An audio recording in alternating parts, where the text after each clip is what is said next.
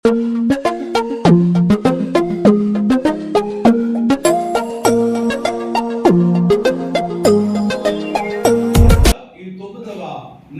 దేవుడు మనకిస్తున్నటువంటి వాగ్దానం ఆల్రెడీ రోజు ఉదయకాలం మీరు మీ యొక్క మన గ్రూపులో మీరు చూస్తుంటారు. అయినా మళ్ళా నేరుగా దేవుని వాక్యంలో చూసి ఏమండి మరి చదవడం, ధ్యానం చేయడం చాలా దీవెనకరం కనుక నేరుగా ఆ మాట పరిశుద్ధ గ్రంథంలో నుండి మనం చూద్దాం. రండి. అపోస్తలుడైనటువంటి పౌలు గారు ఫిలిప్పీయులకు రాసినటువంటి పత్రిక 4వ అధ్యాయము 19వ వచనం. కాగా దేవుడు తన ఐశ్వర్యము చొప్పున క్రీస్తు యేసు నందు మహిమలో మీ ప్రతి అవసరమును తీర్చును. తర్వాత మాట, మన తండ్రి అయిన దేవునికి యుగ యుగములకు మహిమ కలుగును గాక. ఆమేన్. ఏమండి, వాగ్దానము మీకు ఏది కొత్త మరి ఎవరో కూడా ఇదేంటండి ప్రత్యేకంగా ఈరోజు చెప్తున్నారు, మాకేమైనా తెలియదా ఇది అని అనుకోవడానికి వీల్లేదు. రక్షించబడి సంఘంలోనికి, సహవాసంలోనికి వస్తున్నటువంటి మనందరికీ కూడా చాలా సుపరిచితమైనటువంటి వాగ్దానం. ఏమండి, మాట తెలియనటువంటి వాళ్ళు ఎవరు నాకు ఉండరని నేను అనుకుంటాను. ఖచ్చితంగా మనం చేసే ప్రార్థనలో చాలా సార్లు ఈ వాగ్దానాన్ని ఏం చేస్తూ ఉంటాం.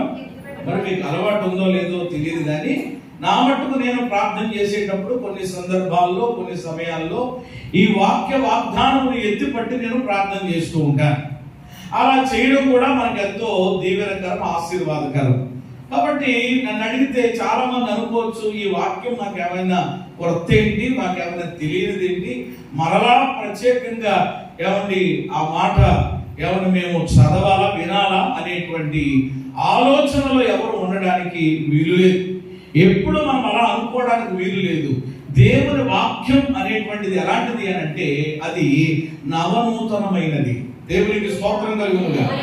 మా దేవుని వాక్యం ఎలాంటిది? నవనూతన అంటే ఎప్పుడు అది ఎలా ఉంటది? తాజాగా ఉంటది, ఫ్రెష్ గా ఉంటది అన్నమాట. దేవుని వాక్యం మనకలాగా ఏమండి నెల ఉండదు అన్నమాట. ఇప్పుడు అందరి ఇళ్లలోనికి ఒకటి వచ్చేసింది, పాస్ పెట్టి.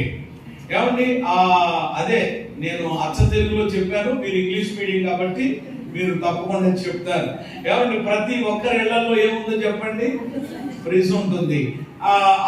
కొన్ని వారం వేసి రోజులు ఏం చేస్తూ ఉంటారు, వారం రోజులు కూరలు కూడా వాళ్ళకి ఇష్టమైనటువంటి గోంగూర, ఏమండి మటను, ఇలాగ కొన్ని ఉంటాయి చూసారా, అవి డీప్ ఫ్రిడ్జ్ లో పెట్టుకుని ఏమండి వాళ్ళు అలా తీసుకుంటూ కూడా ఏం చేస్తూ ఉంటారనమాట, కాస్త అలా వేడి చేసుకుని వేసుకుంటూ ఉంటారు. ఎందుకంటే ఇష్టం దాని మీద, మళ్ళీ అసలు వండాలంటే ఇబ్బంది అవుతుందని. అయితే నేను అంటాను, ఏమంటే దేవుని వాక్యం అలాంటిది మనం ఇంట్లో వారం వేసి నెల వేసి రోజులు ఏమంటే దాచుకునేటువంటి ఫ్రిడ్జ్ లాంటిది కాదు. దేవుని వాక్యం ఎలాంటిది అని అంటే కనుక ఎప్పుడు అది ఫ్రెష్గా ఉంటది, తాజాగా ఉంటది. అది చదువుతున్నప్పుడల్లా అందులో నుండి పరిశుద్ధాత్మ దేవుడు అనేకమైన నూతనమైనటువంటి విషయాలు మనకు ప్రభువు తెలియజేస్తారు. దేవునికి స్తోత్రం కలుగుతుంది.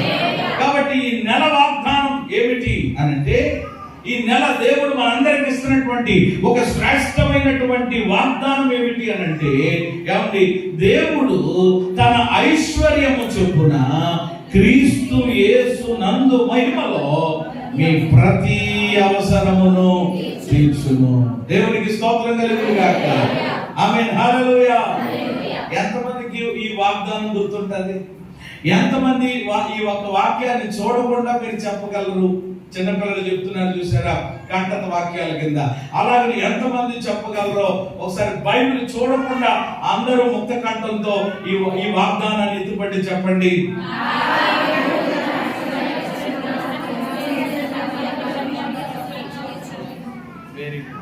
చాలా చక్కగా మీరు ఏమండి యొక్క మాటలు ఏమంటే చూడకుండా మీరు చెప్తే కనుక నిజంగా అలాగున్న పరిశుద్ధ గ్రంథంలో ఉన్న కొన్ని మాటలు, కొన్ని వాక్యాలు మనం ఏం చేయాలి అని అంటే మన హృదయంలో మనం ముద్ర వేసుకోవాలి, దాచుకోవాలన్నమాట. ఇది చాలా శ్రేష్టమైనటువంటి మాటలు కనుక సర్వ సంపదల గని కాబట్టి దాన్ని మనం చాలా జాగ్రత్తగా ఎవరిని భద్రపరుచుకోవాలి. ఎవరి అపోస్తులుడైనటువంటి పౌలు గారి ద్వారా ఫిలిప్పీలో ఉన్నటువంటి సంఘానికి, ఫిలిప్పీలో ఉన్నటువంటి ఎవరి విశ్వాసులకు అలనాడు దేవుడు దైవజనుడి ద్వారా ఎవరి ఆ సంఘానికి తెలియజేసినటువంటి వాగ్దానం ఏమండి నేడు ఈ 2024వ సంవత్సరము ఈ యొక్క 9వ నెల మొదటి దినము ఏమండి యేసుక్రీస్తు మహిమ మందిరంలోనికి చేరుకుని వచ్చి ఉన్న నీతో నాతో మనందరితో దేవుడు మాట్లాడుతూ దేవుడు ఇస్తున్న వాగ్దానం ఏమిటి అనంటే ఆయన మహిమలోనట మనకున్న ప్రతి అవసరత ఆయన తీరుస్తాడు. ఏమంటే మనం ఆరాధించేటువంటి దేవుడు ఈ రోజు ఏ దేవునినైతే మనము నమ్మి, ఏ దేవునినైతే మనము వెంబడిస్తూ, ఏ దేవునినైతే మనము ఆరాధిస్తున్నామో ఆ దేవుడు ఎవరు అనంటే కనుక మన అవసరములు తీర్చేటువంటి దేవుడు. ఎవరు చెప్పండి అమ్మా? ఏం తీర్చే దేవుడు? మన అవసరములు ఏమండి ఎరిగిన దేవుడు, మన అవసరములు తీర్చేటువంటి దేవుడు. ఆ మాట చాలా బాగుంది కదా. మన అవసరములు ఆయన ఎరిగి ఉన్నారు. మీరు మత్తయి సువార్త చదవకలేదు కానీ అన్ని వాక్యాలు 6వ అధ్యాయం 8వ వచనం చదువుకుంటే మీకు అక్కరగా ఉన్నవేమో అనే మాట అక్కడ రాయబడుతుంది. మీకు అక్కరగా ఉన్నవేమో ఆయనకు తెలియను. ఎవరికి తెలియను? దేవుడికి తెలుసు. మనలను సృజించిన, మనలను విమోచించిన, మనలను ఆయన సొత్తుగా ప్రజలుగా చేసుకున్నటువంటి దేవునికి ఈరోజు మన అందరి అవసరతలు ఆయన ఎరిగినటువంటి దేవుడు. ఇప్పుడు ఉదాహరణగా చెప్పనివ్వండి, ఏమంటే పిల్లల అవసరతలు ఎవరికి తెలుస్తాయి? మాట్లాడరేమ్మా? తల్లిదండ్రులకి, పక్కింటోళ్ళకి కాదు కదా. పక్కింటోళ్ళకి పనేంటి నీ పిల్లల గురించి? అలాగే మన పిల్లల అవసరతలు తల్లిదండ్రులుగా మనం ఎలా ఎరుగుతూ ఉంటామో, తెలుసుకుంటూ ఉంటామో, అలాగే ఈ రోజు మన పరలోకపు తండ్రి అయినటువంటి దేవుడు మన అవసరతలను కూడా చెప్పండి ఆయన ఎరిగిన వాడుగా ఉన్నాడు, వాటిని తీర్చగలిగిన వాడుగా కూడా ఉన్నాడు. హల్లెలూయా.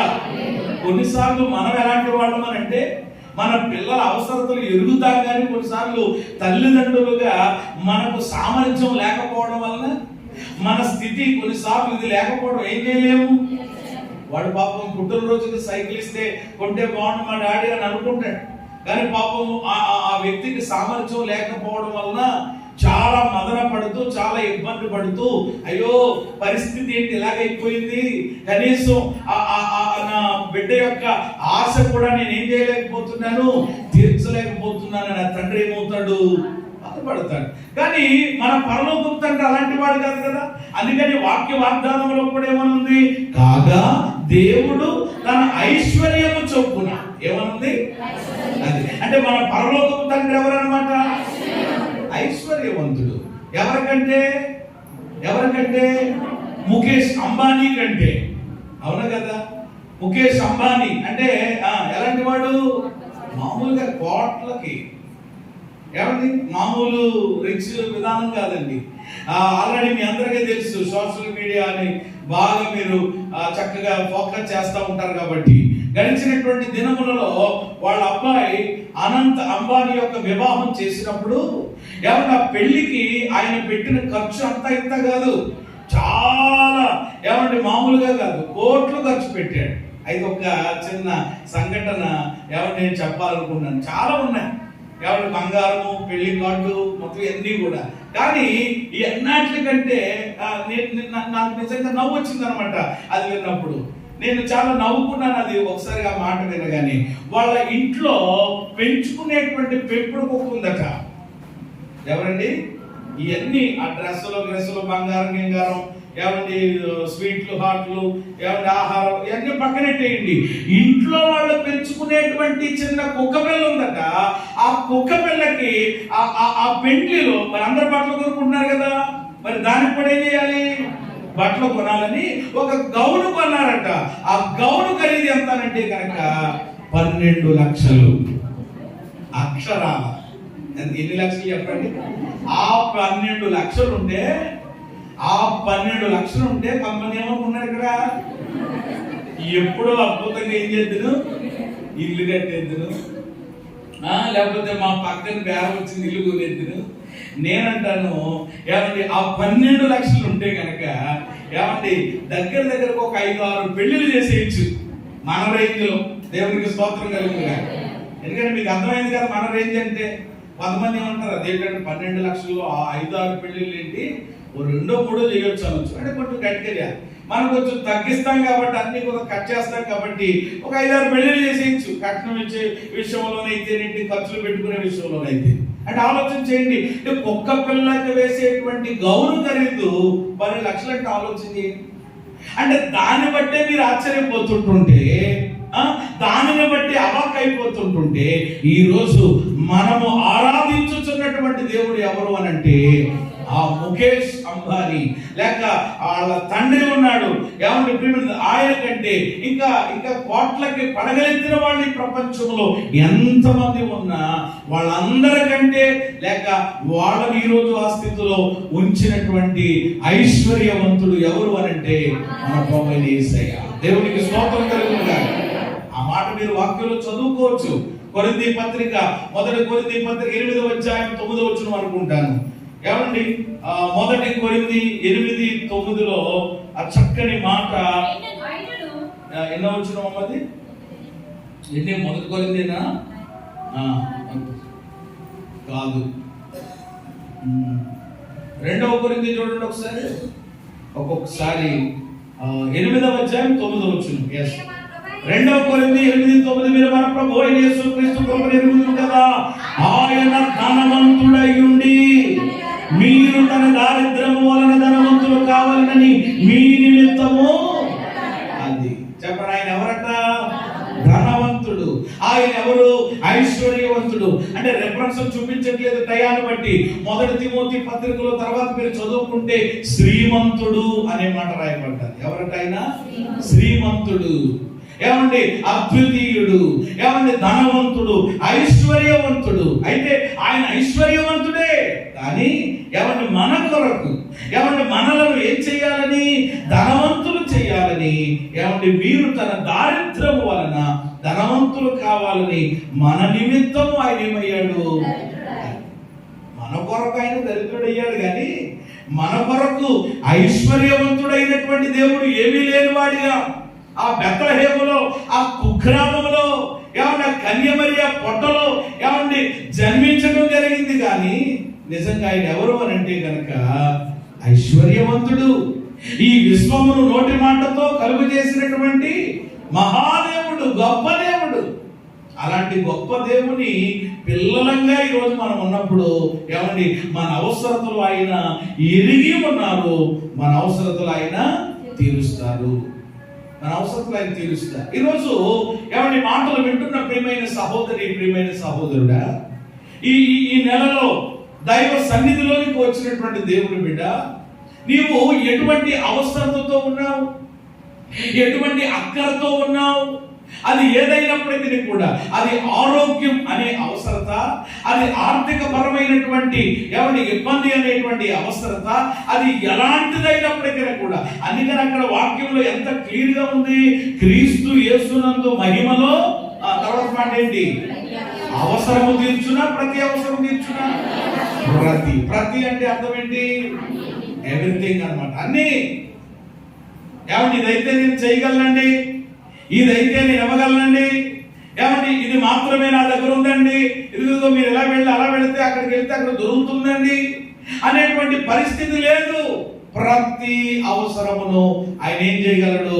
తీర్చగలడు. ఏమంటే ఇక్కడ చాలా జాగ్రత్తగా దేవుని పిల్లలు గమనించవలసినటువంటిది ఏమిటి అని అంటే, మనం ఆరాధించేటువంటి దేవుడు అవసరములు మాత్రమే ఆయన తీరుస్తాడు. హల్లెలూయా.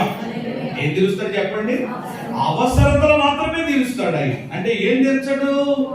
కోరికలు తీర్చడు. కోరికలు తీర్చడు. అవసరతలకి చెప్పండి, కోరికలకి చాలా వ్యత్యాసం ఉంది. కోరికల బోర్డు ఉంటాయి చాలా మందికి. ఎలాంటి కోరికలు అంటే, కొంతమందికి ఇంకా జీవితం అంతా కోరికలే. అలా ఉంటే బాగుండు, ఇలా ఉంటే బాగుండు, ఆడలా కట్టుకుంటే బాగుండు, ఆళ్ళకలా పెట్టుకుంటే బాగుండు, ఆ రోజు నేను చెప్పాను కానీ వినలేదు, మెట్లు మధ్యలోంచి పెడదాం, ఇంట్లోంచి పెడదాం అంటే డూప్లెక్స్ బిల్డింగ్ మామూలుగా అవుతుంది ఏంటి? ఏమంటే ఎక్కడో చూసి, ఏ ఇంట్లోనో చూసి ఏమంటే మెట్లు లోపలికి చెప్పుకున్నారంటే మామూలుగా ఏంటి? దానికి అయ్యేటువంటి ఖర్చు దానికి అవుతుంది కదా, దానికి ఉండేటువంటి సామర్థ్యం దానికి ఉండాలి కదా. ఇలాగ కొంతమంది అనుకుంటారు అలా ఉంటే బాగుండు, ఇలా ఉంటే బాగుండు, ఏమండి అలా చేస్తే బాగుండు, ఇలా చేస్తే బాగుండు, అయ్యో వాళ్ళు వెళ్తున్నారు, ఏమన్నా నేను కూడా వెళితే బాగుండు, వాళ్ళు కొంటున్నారు నేను కూడా కొంటే బాగుండు, వాళ్ళు తింటున్నారు నేను కూడా తింటే బాగుండని మనుషులుగా చాలా కోరికలు అనేటువంటివి వస్తాయి. అయితే ఇక్కడ విషయం గమనించండి, మనం ఆరాధించేటువంటి దేవుడు ఏం మాత్రమే తీరుస్తాడు? అవసరమైనది మాత్రమే. అంతేగాని బోలెడన్ని కోరికలు పెట్టేసేసుకుని, ఏమని అనవసరమైన కోరికలు పెట్టేసుకుని, అక్కర్లేని బుద్ధమ కోరికలు పెట్టేసుకుని ప్రభువా తీర్చు అని అంటే కుదరదు. అది నీకు అవసరమా? ఏమని ఏది అవసరం అది తప్పకుండా ఆయన మహిమలో నుండి ఖచ్చితంగా ఆయన తీరుస్తాడు, అందులో ఏమాత్రము సందేహము లేదు. అయితే ప్రతి మనిషికి కూడా చెప్పండి అవసరాలు అనేటువంటివి ఉంటాయి. అవసరతలు లేని వాళ్ళు ఎవరు భూమి మీద ఉండరు. ఇక్కడ ఇంతమంది ఉన్నామా మనం? నాకు ఏ అవసరత లేదండి పాస్టర్ గారు, నాకు ఎటువంటి అవసరత లేదు అని అంటే మేము మీ కొరకు ఏం చేయగలదు? దీనికి చెప్పాలంటే అర్థం చేయగలదు. కానీ ఈరోజు మీ కొరకు మేము ప్రార్థిస్తున్నాం, ఎవరు మీరు ప్రార్థన కోరుతున్నారు, అలాగేనమ్మా తప్పనిసరిగా ప్రార్థన చేద్దాం. ప్రభు తగిన సమయంలో ఎవరు ఆయన కార్యం చేస్తారని కొన్ని మాటలు ఎందుకు చెప్పగలుగుతున్నామనంటే చెప్పండి, మీరు ఎందులో ఉన్నారనమాట. అవసరం లేని వాళ్ళు ఎవరు? అప్పుడే పుట్టినటువంటి బిడ్డ కెవ్వు అని చెప్పండి ఏం చేస్తుంది? కేక వేసి ఏడుస్తుంది అని అంటే ఎందుకు ఏడుస్తుంది పాప? ఎందుకు ఏడుస్తున్నాడు బాబు? వాడికి ఏం కావాలి చెప్పండి? అంటే నోరు తెరిచిన పాలిపి అని అడగకపోయినా వాడి ఏడుపు చెప్పండి దేన్ని సూచిస్తుంది? వాడుకున్న అవసరత. అప్పుడు అమ్మకి అర్థమవుతుంది, అయ్యో పిల్లడు కుక్కెట్టి ఏడుస్తున్నాడే, పిల్లడికి ఏమి ఇవ్వాలి? ఆల్రెడీ ఆ అవసరతను ఎరిగినటువంటి దేవుడే ముందుగానే ఆ తల్లి రూములో ఆ పాలను దేవుడు ఏం చేశాడు? సిద్ధపరిచి ఉంచేశాడు. దేవుడికి స్తోత్రం కలిగినది. ఎందుకంటే బిడ్డ పుడుతుంది, పుట్టగానే బిడ్డ ఎవరు ఏడుస్తుంది, తప్పకుండా బిడ్డ ఏం చేయాలి? ఏడవాలి. ఏడకపోతే ఒకటి వేస్తారు కదా, తెలీదా మీకు హాస్పిటల్లో? కాబట్టి తప్పకుండా రెండు కాళ్ళు ఇలా పట్టుకుని ఆయన ఇలా పైకి లోపల చూడరు అనమాట. కొంతమంది నర్సులకు తెలుస్తూ ఉంటది అనమాట. మనం ఏదో సుకుమార పిల్లలకి అంటాం అనమాట. అలాగే ఉండదు అనమాట. పుట్టిన కాళ్ళు ఎట్టుకుని ఎలా లేకపోతారు, ఈ మీద ఒక్కడ కొడితే ఏడకపోతే ఒక్కొక్కటి వెంటనే ఏడుతాడు అనమాట, పర్వాలేదు. కానీ ఒకటి ఏడు చూసాడంటే అలాంటి వాడికి ఏం చేస్తారనమాట, ఒక్కడేసాడు కెయ్యోమంటాడు అనమాట. ఆడు లోపల కెయ్యమన్నాడనంటే ఇక్కడ బయట ఉన్న వాళ్ళకి ఏం జరుగుతుంది? ఆనందం. ఎందుకంటే ఆడు ఎలా ఉన్నట్టు అనమాట, బతుకున్నాడు, సజీవంగా ఆరోగ్యంగా హెల్దీగా ఉన్నాడు. వెంటనే బిడ్డకి పాలు పట్టాలి. చూసారా అవసరత పరలోకపు తండ్రి ఎలా ఎరిగి ఉన్నాడు. అలాగున్న పుట్టిన పసిగుడ్డు మొదలుకుని పుట్టినటువంటి పసిగుడ్డు మొదలుకుని రేపో మాపో ఏమంటే ఇంకా కాటికి చెప్పండి ఏం చాపుతున్నా కాళ్ళు చాపుతున్నటువంటి వ్యక్తికి కూడా చెప్పండి ఏముంది? బాబా ఏమున్నా లేకపోయినంట 1వ తారీఖు వచ్చేసేటప్పటికి ముసలా వాళ్ళు ఏమన్నా మంచం మీద ఉండే ఏమంటున్నారంట, నేను లెగలేనురా బాబా. ఏమంటే కొంచెం ఎవరిని సచివాలయం నుంచో లేకపోతే పంచాయతీ నుంచి ఎవరిని తీసుకురండి, ఎవరో ఒకరిని తీసుకుని వచ్చి కొంచెం వేలుముద్ర వేయించండి బాబా, ఫోటో తీయించండి బాబా. ఎందుకని అంటే వాళ్ళు తిన్నా తిరగపోయినా కానీ చూసారు ఎంత ఆశ, ఎంత తపనాలకి అని అంటే కనీసం ఫోన్లే నాకు ముద్దెత్తి నన్ను పోషిస్తున్నారు కాబట్టి వచ్చిన 3 ఏళ్ళైన కొడుకో కోళ్ళలో కూతురు అల్లుడో ఎవరో ఒకరు ఏం చేస్తారు? ఎంత ఏమంటే తపన చూడండి ఆ మనిషికి. అలాగే ఆలోచన చేస్తే పసిగుడ్డు మొదలుకొని ఎవరు వృద్ధాప్య దశకు వచ్చేసినటువంటి ప్రతి మనిషికి కూడా చెప్పండి ఏముంది? అవసరతలు లేని వాళ్ళు ఈ ప్రపంచంలో ఎవరు లేరు.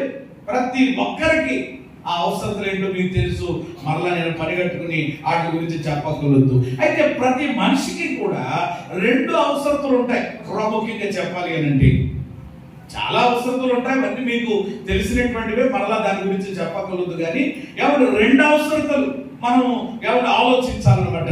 ఏమిటి ఈ 2 అవసరతలు అని అంటే, ఒకటి భౌతిక సంబంధమైన అవసరతలు, 2 ఆత్మ సంబంధమైన అవసరతలు. స్తోత్రం చెప్పండి అమ్మా. ఎన్ని అవసరతలు ఉన్నాయి మనకి? ఒకటి ఎలాంటిది? భౌతికం. భౌతికం అంటే శరీర సంబంధమైనవి, శరీర సంబంధమైనవి. ఎందుకంటే ఈ శరీరములో ఉన్నాం కనుక, ఈ లోకములో ఉన్నాం కనుక ఎవరు భౌతిక సంబంధమైన అవసరతలు కలిగి ఉన్నాం మనం. ఇక వాటి గురించి మరలా వివరించక్కర్లేదు, మీకు తెలుసు అవి. కాబట్టి రెండవది ఏమిటి అని అంటే ఆత్మ సంబంధమైన అవసరతలు. చెప్పండి, అవసరతలు. కానీ ఈ రోజు విచారం ఏమిటి అని అంటే, ఈ రోజు బాధపడాల్సిన పరిస్థితి ఏంటంటే, ఈ రోజు రక్షించబడినటువంటి దేవుని పిల్లలు, రక్షణ పొంది దైవ సన్నిధిలోకి వచ్చి ఎదుగుతున్నటువంటి వాళ్ళు ఈ రోజు చేస్తున్నటువంటి ఒక తప్పిదం ఏమిటి అని అంటే, ఎంతసేపు వేటిని కూర్చున్నటువంటి అవసరతల మీద వీళ్ళ దృష్టి ఉంటుంది అని అంటే, భౌతిక సంబంధమైన అవి కాదని నేను అనడం లేదు, అవి వద్దని నేను అనడం లేదు, అవి ఇవ్వరు అని దేవుడు కూడా చెప్పడం లేదు. కానీ ఇక్కడ గమనించాల్సింది ఏంటంటే, ఆత్మ సంబంధమైన అవసరతలు కూడా ఉన్నాయి అని మనం గమనించాలి. హల్లెలూయా. ఏ ఏ ఏ సంబంధమైనవి?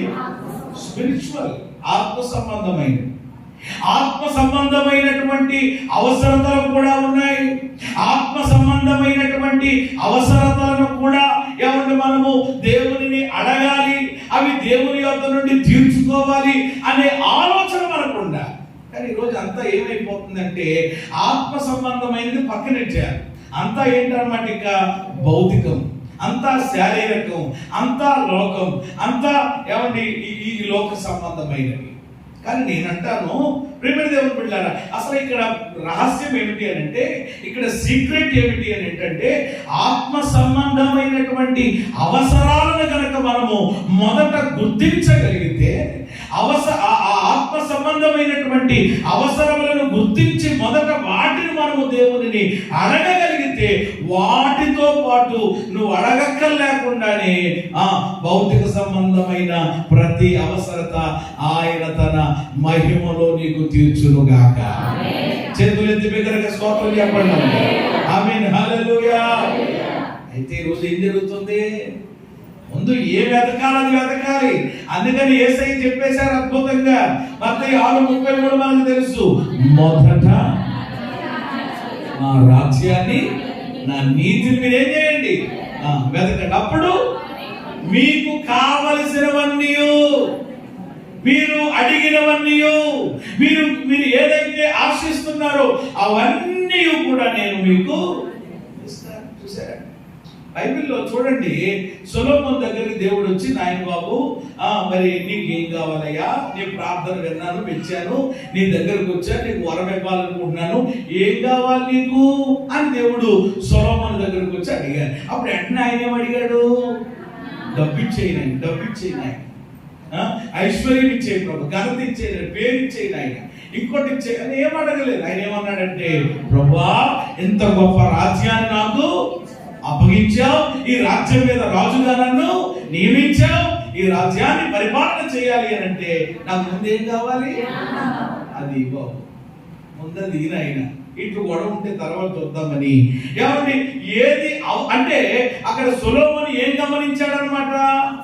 అవసరం. ఏది అవసరతో అది సరిగ్గా ఆ అవసరతను గుర్తించి అడిగాడు కనుక, తర్వాత దేవుడు ఏం చేశాడు? నీకు అద్భుతమైన జ్ఞానం ఇస్తున్నాను, ఇంకా పూర్వీకుల్లో కూడా భూమి మీద నీ వంటి వాడు ఒకడో కూడా ఉండరా బాబు అని దేవుడు జ్ఞానంతో నింపేయడం మాత్రమే కాకుండా, తర్వాత దేవుడు ఏమన్నాడు తెలుసా? నీవు ఐశ్వర్యమునైనను, ఘనతనైనను, శత్రువుల ప్రాణమునైనను నీవు అడగకపోయినను వాటిని కూడా నీకు ఇచ్చేస్తున్నాను, తీసుకో అన్నాడు. దేవుడు స్తోత్రం చెప్పండి. చూసారా సీక్రెట్ ఎలా ఉందో? ఇప్పుడు అడగనివి కూడా ఏమైనాయి? వచ్చేసినాయి. ఎలా వచ్చినాయి? ఏం అడగాలో అది అడిగాడు. అది తెలియాలి ఈరోజు సుప్రీం దేవుడు. ఇలా మీరు బైబిల్లో నేను చెప్పాలంటే సమయాన్ని బట్టి చాలా మంది ఉంటారు. ఉదాహరణగా చాలా మంది 3 మంది ఉన్నారు. అంటే వాళ్ళ అవసరతను అడిగారు అనమాట. అంతే. దేవుడు వచ్చి వాళ్ళని అడిగినప్పుడు వేరే అది అడగలేదు, కానీ దేవుడు వాళ్ళకి అవసరమైనవన్నీ కూడా వాళ్ళు అడగక్క లేకుండా దేవుడు ఇచ్చేసాడు. ఈ ప్రిన్సిపల్ అనేది, ఈ సూత్రం అనేది ప్రతి ఒక్కళ్ళు, ముఖ్యంగా దేవుని పిల్లలు మనం ఎరగాలి. అంతేగాని ఆత్మ సంబంధమైన పక్కన పెట్టేసి ఎంతసేపు పాస్టర్ గారికి ఇంకా పని ఉంటుంది, ప్రార్థన అంటాడు, సహవాసం అంటాడు, దేవుడు అంటాడు. ఏమండి, ఈ ఆత్మ సంబంధం వద్దేక ఇక బతుకంతా, జీవితం అంతా ఈ భౌతికమే శరీరమేనా? అసలు ఆలోచన చేస్తే ప్రేమ దేవుని బిడ్డలారా, మోషే గారు చెప్పినట్లు మహాప్రతినిధి భూమి మీద ఏమన్నా మానవ ఆయుష్కారం ఎంతట 70, అధిక బలం ఉంటే 80, ఇంకా ఎక్కువగా ఎవరి దేవుడు కృప చూపిస్తూ 90, 100.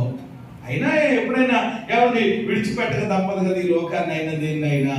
అయితే ఈ భౌతిక సంబంధమైనది కొద్ది కాలమే, ఏమంటే ఈ లోకపరమైనటువంటిది కొద్ది కాలమే. కానీ ప్రభు దగ్గరికి వెళ్తే మరి దాని యొక్క పరిమితి ఎంత, దాని సమయం ఎంత అంటే చెప్పండి వీరుడితోటి ఎంతది, ఇంకెంత అని మనం ఏం చెప్పగలుగుతామా? ఈ యుగాలు ఆయనతో ఉండడమే. దేవుడికి స్తోత్రం కలిగింది. కాబట్టి ఏది అది మనము గమనించాలి. ముందు ఇది వెతికినప్పుడు ఏమంటే ఆత్మ సంబంధమైన వాటిని గురించి మనము ఆలోచించినప్పుడు భౌతిక సంబంధమైనవన్నీ ఇట్టే దేవుడు ఇచ్చేస్తాడు. మళ్ళా దాని గురించి మనం చింతన పడవలసిన పని, దాని గురించి దిగులు పడవలసిన పని, మళ్ళీ దాని గురించి విచారపడిపోయి ఏంటోనండి బాబు జీవితం ఏమైపోద్దో, ఏమంటే బిడ్డ పరిస్థితి ఏమైపోతాడో నాకు అర్థం కావట్లేదు అని చెప్పి నీవేమి విచారంతో దిగులు చెంది లంకనాలు చేయాల్సినటువంటి పని లేదు. ఆయన రాజ్యం వెతుకు, ఆయన నీతిని వెతుకు, ఆత్మ సంబంధమైన వాటి మీద మనసు పెట్టుకో. దేవుడు ఆశ్చర్యకరంగా ఆయన మహిమలో నుండి నీకున్న, నీ బిడ్డలకున్న, నీ కుటుంబంలో ఉన్న ప్రతి అవసరత ఆయన అద్భుతంగా తీరుస్తాడు. దేవునికి స్తోత్రం కలిగినగా. అయితే ఈ పాఠంలో, ఈ వాగ్దాన సందేశంలో నేను మీకు చెప్పాలనుకునేటువంటి కొన్ని మాటలు చాలా త్వరగా జ్ఞాపకం చేస్తాను. మనం ఆరాధిస్తున్నటువంటి దేవుడు చెప్పండి, మన అవసరతలు ఎరిగిన వాడు, మన అవసరతలు తీర్చేటువంటి వాడు. ఆల్రెడీ ఈ నెలలో దేవుడు వాగ్దానం చేస్తున్నాడు మరొకసారి, నీకు ఇదిగో నీకున్న ప్రతి అవసరతను నేను తీరుస్తాను అని. అయితే ఎప్పుడు కూడా మనం గమనించవలసింది ఏంటంటే, వాగ్దానం దేవుడు చేశాడు, ఆ వాగ్దానాన్ని తప్పకుండా నెరవేరుస్తాడు. అయితే వాగ్దానముతో పాటు చెప్పండి ఏముంటాయి అన్నమాట, షరతులు కూడా ఉంటాయి. కేవలం ఏమంటే ఆ వాగ్దానము ఒక్క మొక్కే మనం ఏదో తీసుకుని మిగిలినవన్నీ ప్రక్కన పెడితే కుదరదు. ఆ వాగ్దానం ఎప్పుడు మన జీవితంలో నెరవేరుతుంది, ఆ వాగ్దానం ఎప్పుడు మన జీవితంలో సంపూర్ణమవుతుంది, ఎప్పుడు ఆ వాగ్దానాన్ని మనం స్వతంత్రించుకుని ఆ వాగ్దానము ఫలమును పొంది ప్రభువుని మహిమపరచగలుగుతామో. ఏమండి, దేవుడి వాక్యములో నుండి కొన్ని మాటలు త్వరగా చూపిస్తాను. దేవుడు ఎవరి అవసరతలు తీరుస్తాడు. అందరికి అవసరతలు ఉంటాయి, కానీ ఎవరి అవసరతలు దేవుడు తీరుస్తాడు. మన అవసరతలు తీర్చబడాలంటే మనం ఏం చేయాలి? మన నుండి దేవుడు ఏమి ఆశపడుతున్నారు, మన నుండి దేవుడు ఏం కోరుకుంటున్నారో ఈ యొక్క వాగ్దాన సందేశంలో అతి శ్రేష్టమైనటువంటి భాగముగా ఈ మాటలు మనం ధ్యానం చేద్దాం. మీరు ఎక్కడికి పక్కకి వెళ్ళాల్సిన పని లేదు, మీరు వేరే బుక్ని ఏది కూడా టచ్ చేయాల్సినటువంటి పని లేదు. ఏ యొక్క పత్రికలో నుండి, ఏ పుస్తకంలో నుండి దేవుడు మనకు వాగ్దానాన్ని చేశాడో అదే పుస్తకంలో నుండి, అదే పత్రికలో నుండి ఏమండి కొన్ని మాటలు నేను జ్ఞాపకం చేసి నా సందేశాన్ని ముగిస్తాను. నాతో పాటు ఏమంటే మీరు దేవుని మాటలు చక్కగా వినడానికి ప్రయత్నం చేయండి. ఈ పిలుపులకు రాసిన పత్రికకి చెప్పండి ఎన్ని అధ్యాయాలు ఉన్నాయి? అడుగు మూసుకుని చెప్పొచ్చు, 4 అధ్యాయాలు. చాలా అద్భుతమైనటువంటి పత్రిక. మీరు ఎప్పుడైనా చదివారో లేదో తెలియదు, కానీ మరొకసారి చదవండి, పర్వాలేదు. చాలా అద్భుతమైనటువంటి శ్రేష్టమైనటువంటి పౌరులు రాసినటువంటి పత్రికల్లో ఈ పత్రిక చాలా అద్భుతమైనది. ఈ పత్రిక ఒక పేరున్నది, అది ఏంటంటే దీన్ని చెరసాల పత్రిక కూడా అని అంటారు. ఏ పత్రిక అండి అంటే ఈ పత్రిక పౌలు గారు ఎక్కడి నుంచి రాశాడు? చెరసాలలో ఉన్నప్పుడు చెర అనుభవిస్తున్నప్పుడు, బాధ అనుభవిస్తున్నప్పుడు రాసినటువంటి అద్భుతమైనటువంటి పత్రిక. అంటే ఆయన శ్రమ పడుతూ, ఆయన బాధపడుతూ, ఇబ్బంది పడుతూ కూడా ఏమండి ఆ విశ్వాసుల యొక్క క్షేమాన్ని ఆయన గుర్తించి రాసిన చాలా అద్భుతమైనటువంటి పత్రిక. కాబట్టి ఈరోజు దేవుడు ఎవరి అవసరతలు తీరుస్తాడు, మన అవసరతలు తీర్చబడాలంటే మనం ఏం చేయాలో ఈ యొక్క 4 అధ్యాయాల్లో నుండి ఎవరు ఒక్కొక్క అధ్యాయంలో నుండి ఒక్కొక్క మాట చెప్తారు. అంటే ఒక్కొక్క అధ్యాయంలో నుండి 7 మాటలు చెప్పొచ్చు, ఒక్కొక్క అధ్యాయంలో నుంచి 14 మాటలు చెప్పొచ్చు. మరి సమయం పరిగెడుతుంది కదా. కాబట్టి ఏమండి అది దృష్టిలో పెట్టుకుని ఏమండి అధ్యాయానికి కీవచనంగా, అంటే అధ్యాయానికి మూలంగా ఏమండి ఏదైతే ప్రాముఖ్యంగా ఉందో దాన్ని బేస్ చేసుకుని ఏమండి అధ్యాయంలో నుండి ఒక మాట, అంటే 4 అధ్యాయాలకు ఎన్ని మాటలు? 4 మాటలు. స్తోత్రం చెప్పండి దేవుడికి. 4 మాటలు. ఆ 4 మాటలు మీ హృదయాల్లో మీరు పదిలం చేసుకుంటే, ఈ 4 మాటలు మీ హృదయాల్లో మీరు భద్రం చేసుకుంటే, ఈ 4 ఏమండి మాటల ప్రకారంగా మనం జీవించగలిగితే నిశ్చయంగా నా దేవుడు ఈ 9వ నెలలో ఈ ఫిలిప్పీ 4:19 వాగ్దానము అక్షరాల ఆయన నెరవేర్చబోతున్నాడు. నమ్మిన వాళ్ళు మాత్రమే స్తుతించారు. సంతోషం. 1వ అధ్యాయం 19వ వాక్యం. ఫిలిప్పీయులకు రాసిన పత్రిక 1వ అధ్యాయం 19. మరియు నేను ఏ విషయంలోనూ సిగ్గుపడక ఎప్పటి వలనే ఇప్పుడును పూర్ణ ధైర్యంతో బోధించడం వలన నా బ్రతుకు మూలముగానైనను సరే, నా బ్రతుకు మూలముగానైనను సరే, చావు మూలముగానైనను సరే, క్రీస్తు నా శరీరమందు ఘనపరచబడునని. చాలు. ఏమని మీరు ఇక్కడ అండర్లైన్ చేసుకోవాల్సినటువంటి మాట, నా బ్రతుకు మూలముగానైనను సరే, చావు మూలముగానైనను సరే, క్రీస్తు నా శరీరములో ఏం చేయబడాలి? ఘనపరచబడాలి. దేవుడు ఎవరి అవసరతలు తీరుస్తాడు. ఇక ఊళ్ళో ఉన్న వాళ్ళందరూ అవసరం తీరుస్తాడని మీరు అనుకోకండి. తీర్చగలిగిన సామర్థ్యం కలిగిన వాడే ఆయన, శక్తి కలిగిన వాడే. కానీ రక్షించబడ్డాం, సంఘంలోనికి సహవాసంలోనికి వచ్చాం. మరి మనం ఎలా ఉండాలో అలా ఉండాలని దేవుడు ఆశిస్తారు కదా. అలా ఉన్న వాళ్ళ అవసరతలు చాలా ఈజీగా అద్భుతంగా దేవుడు తీర్చేస్తాడు. ఇంకా మీకు అర్థం కావాలి అని అంటే, ఒక తల్లికి లేక ఒక తండ్రికి 9 కుమార్తెలు కానీ 9 కొడుకులు కానీ ఉన్నప్పుడు ఏమండి ఖచ్చితంగా చూడండి, అందులో ఏమండి కొందరు అవసరతలు వెంటనే తీర్చేస్తారు. ఒక్కొక్కరు చూడండి, ఒక్కొక్క అమ్మాయి ఫోన్ చేసి అమ్మా అన్నదనుకో వెంటనే పడిపోద్ది అనమాట. ఏమంటే ఒక్కొక్క అబ్బాయి అనుకో డాడీ అనగానే వెంటనే. ఒక్కొక్కడు సంవత్సరాలుగా అంటూ ఉంటారు, కానీ చూస్తున్నావు కదా అమ్మాయి, ఇబ్బందులు చూస్తున్నావు కదా, పరిస్థితులు చూస్తున్నావు కదా, మరి ఏం చేయమంటావు? మరి ఇప్పటికే మేము చాలా ఇబ్బంది చూసారా. అంటే ఈ తల్లిదండ్రులు ఎవరు ఆలోచన చేయండి. ఒక్కొక్కళ్ళు ఇలా అడగగానే ఏమైపోయింది అనమాట. వెంటనే ఇంకా అవసరం పెట్టి దగ్గర లేకపోయినా మరి ఏం చేసి మరి అయ్యో పాపం బిడ్డ ఏదో అవసరంలో ఉందంట, ఎవరు పిల్లడు చాలా ఇబ్బంది పడుతున్నాడంట అక్కడ పాపం అని వెంటనే పంపించేస్తాం. మన ఎవరో ఒక ఆయన పట్టినాడు, పాస్టర్ గారు ఒక 1000 రూపాయలు ఏమైనా ఉన్నాయండి.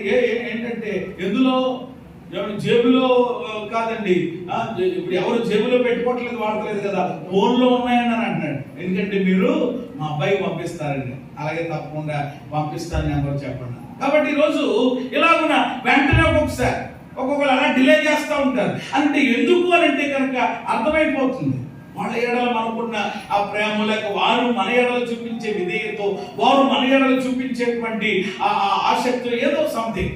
కాబట్టి దేవుడు అవసరతలు తీర్చేవాడే, కానీ అందరి అవసరతలు కాదు. కొందరు అవసరతలు వెంటనే తీర్చేస్తాడు ఆయన. వెంటనే పడిపోద్ది అనమాట. వెంటనే ఎవరి దేవుడు స్పందించి ఎవరిని నీ జీవితంలో అద్భుతం చేస్తాడు. ఎప్పుడు అని అంటే కనుక నెంబర్ 1 మొట్టమొదటిది పౌలు జీవితంలో నుండి మనం ఆలోచన చేస్తున్నాం. ఇక్కడ పౌలు యొక్క ఆశ ఏంటి? ఆ వచనం చదువుతున్నప్పుడు మీకు అర్థమవుతుంది కదా, ఆల్రెడీ అర్థమైందని నేను అనుకుంటున్నాను. పౌలు యొక్క కోరిక ఏంటి? పౌలు యొక్క వాంఛ ఏంటి? పౌలు ఏమని ఆశపడుతున్నాడంటే, నేను బ్రతుకు మూలంగానైనా చావు మూలంగానైనా, ఒక్క మాటలో చెప్పాలంటే నేను బ్రతికినా నేను చచ్చిపోయినా నా ద్వారా, నా వలన, నా శరీరములో యేసయ్య చెప్పండి చేయబడాలి, ఘనపరచబడును గాక. ఈరోజు ఆ ప్రతిష్ట ఈ రోజు ఆ సమర్పణ, ఈ రోజు ఆ వాంఛ దేవుని పిల్లలమైనటువంటి మనం కలిగి ఉండాలి. ఎవరి అవసరతలు దేవుడు తీరుస్తాడు అని అంటే నెంబర్ 1 మొదటి మాట చెప్తున్నాను, దేవునిని ఘనపరిచే వారి అవసరతలు దేవుడు తీరుస్తాడు. ఎవరిని ఘనపరిచే వారి? దేవునిని ఘనపరిచే వారి అవసరతలు. ఎవరైతే దేవునిని ఘనపరచాలి, దేవునిని మహిమపరచాలి, దేవునిని పైకెత్తాలి, నా ద్వారా ఏది ఏమైనా ఈ రోజు నేను చేసేటువంటి కార్యము ద్వారానైనా, ఈ యొక్క పని ద్వారానైనా, సంథింగ్ ఏదైనా కావచ్చు, క్రీస్తే నా శరీరమునందు ఏం చేయబడాలి అనే ఆశ కలిగి ఉంటారు. చూసారా? అలాంటి వాళ్ళ అవసరతలు దేవుడు వెంటనే తీరుస్తాడు. ఏమాత్రం అనుమానం లేదు.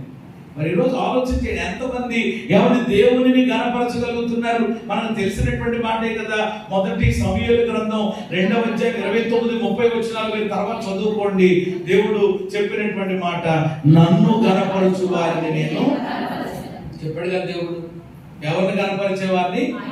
ఆయన ఎవరైతే ఘనపరుస్తారో చెప్పండి, వారిని తప్పకుండా దేవుడు ఘనపరుస్తాడు. ఈ రోజు దేవునిని ఘనపరిచేటువంటి బుద్ధి, దేవునిని ఘనపరచాలనేటువంటి మనసు ఈ రోజు మన దగ్గర ఉంటే తప్పకుండా ఆయనను ఘనపరిచినటువంటి వారిని ఆయన ఖచ్చితంగా ఘనపరుస్తాడు. ఈరోజు ఎవరిని గొప్ప చేయగలరు? కొంతమంది వాళ్ళని గొప్ప చేసుకుంటారన్నమాట. గమనించారు లేదు? వాళ్ళను వాళ్ళు గొప్ప చేసుకోవడానికి ఇష్టపడుతూ ఉంటారే కానీ దేవునిని ఏం చేయలేరు అనమాట, గొప్ప చేయలేరు.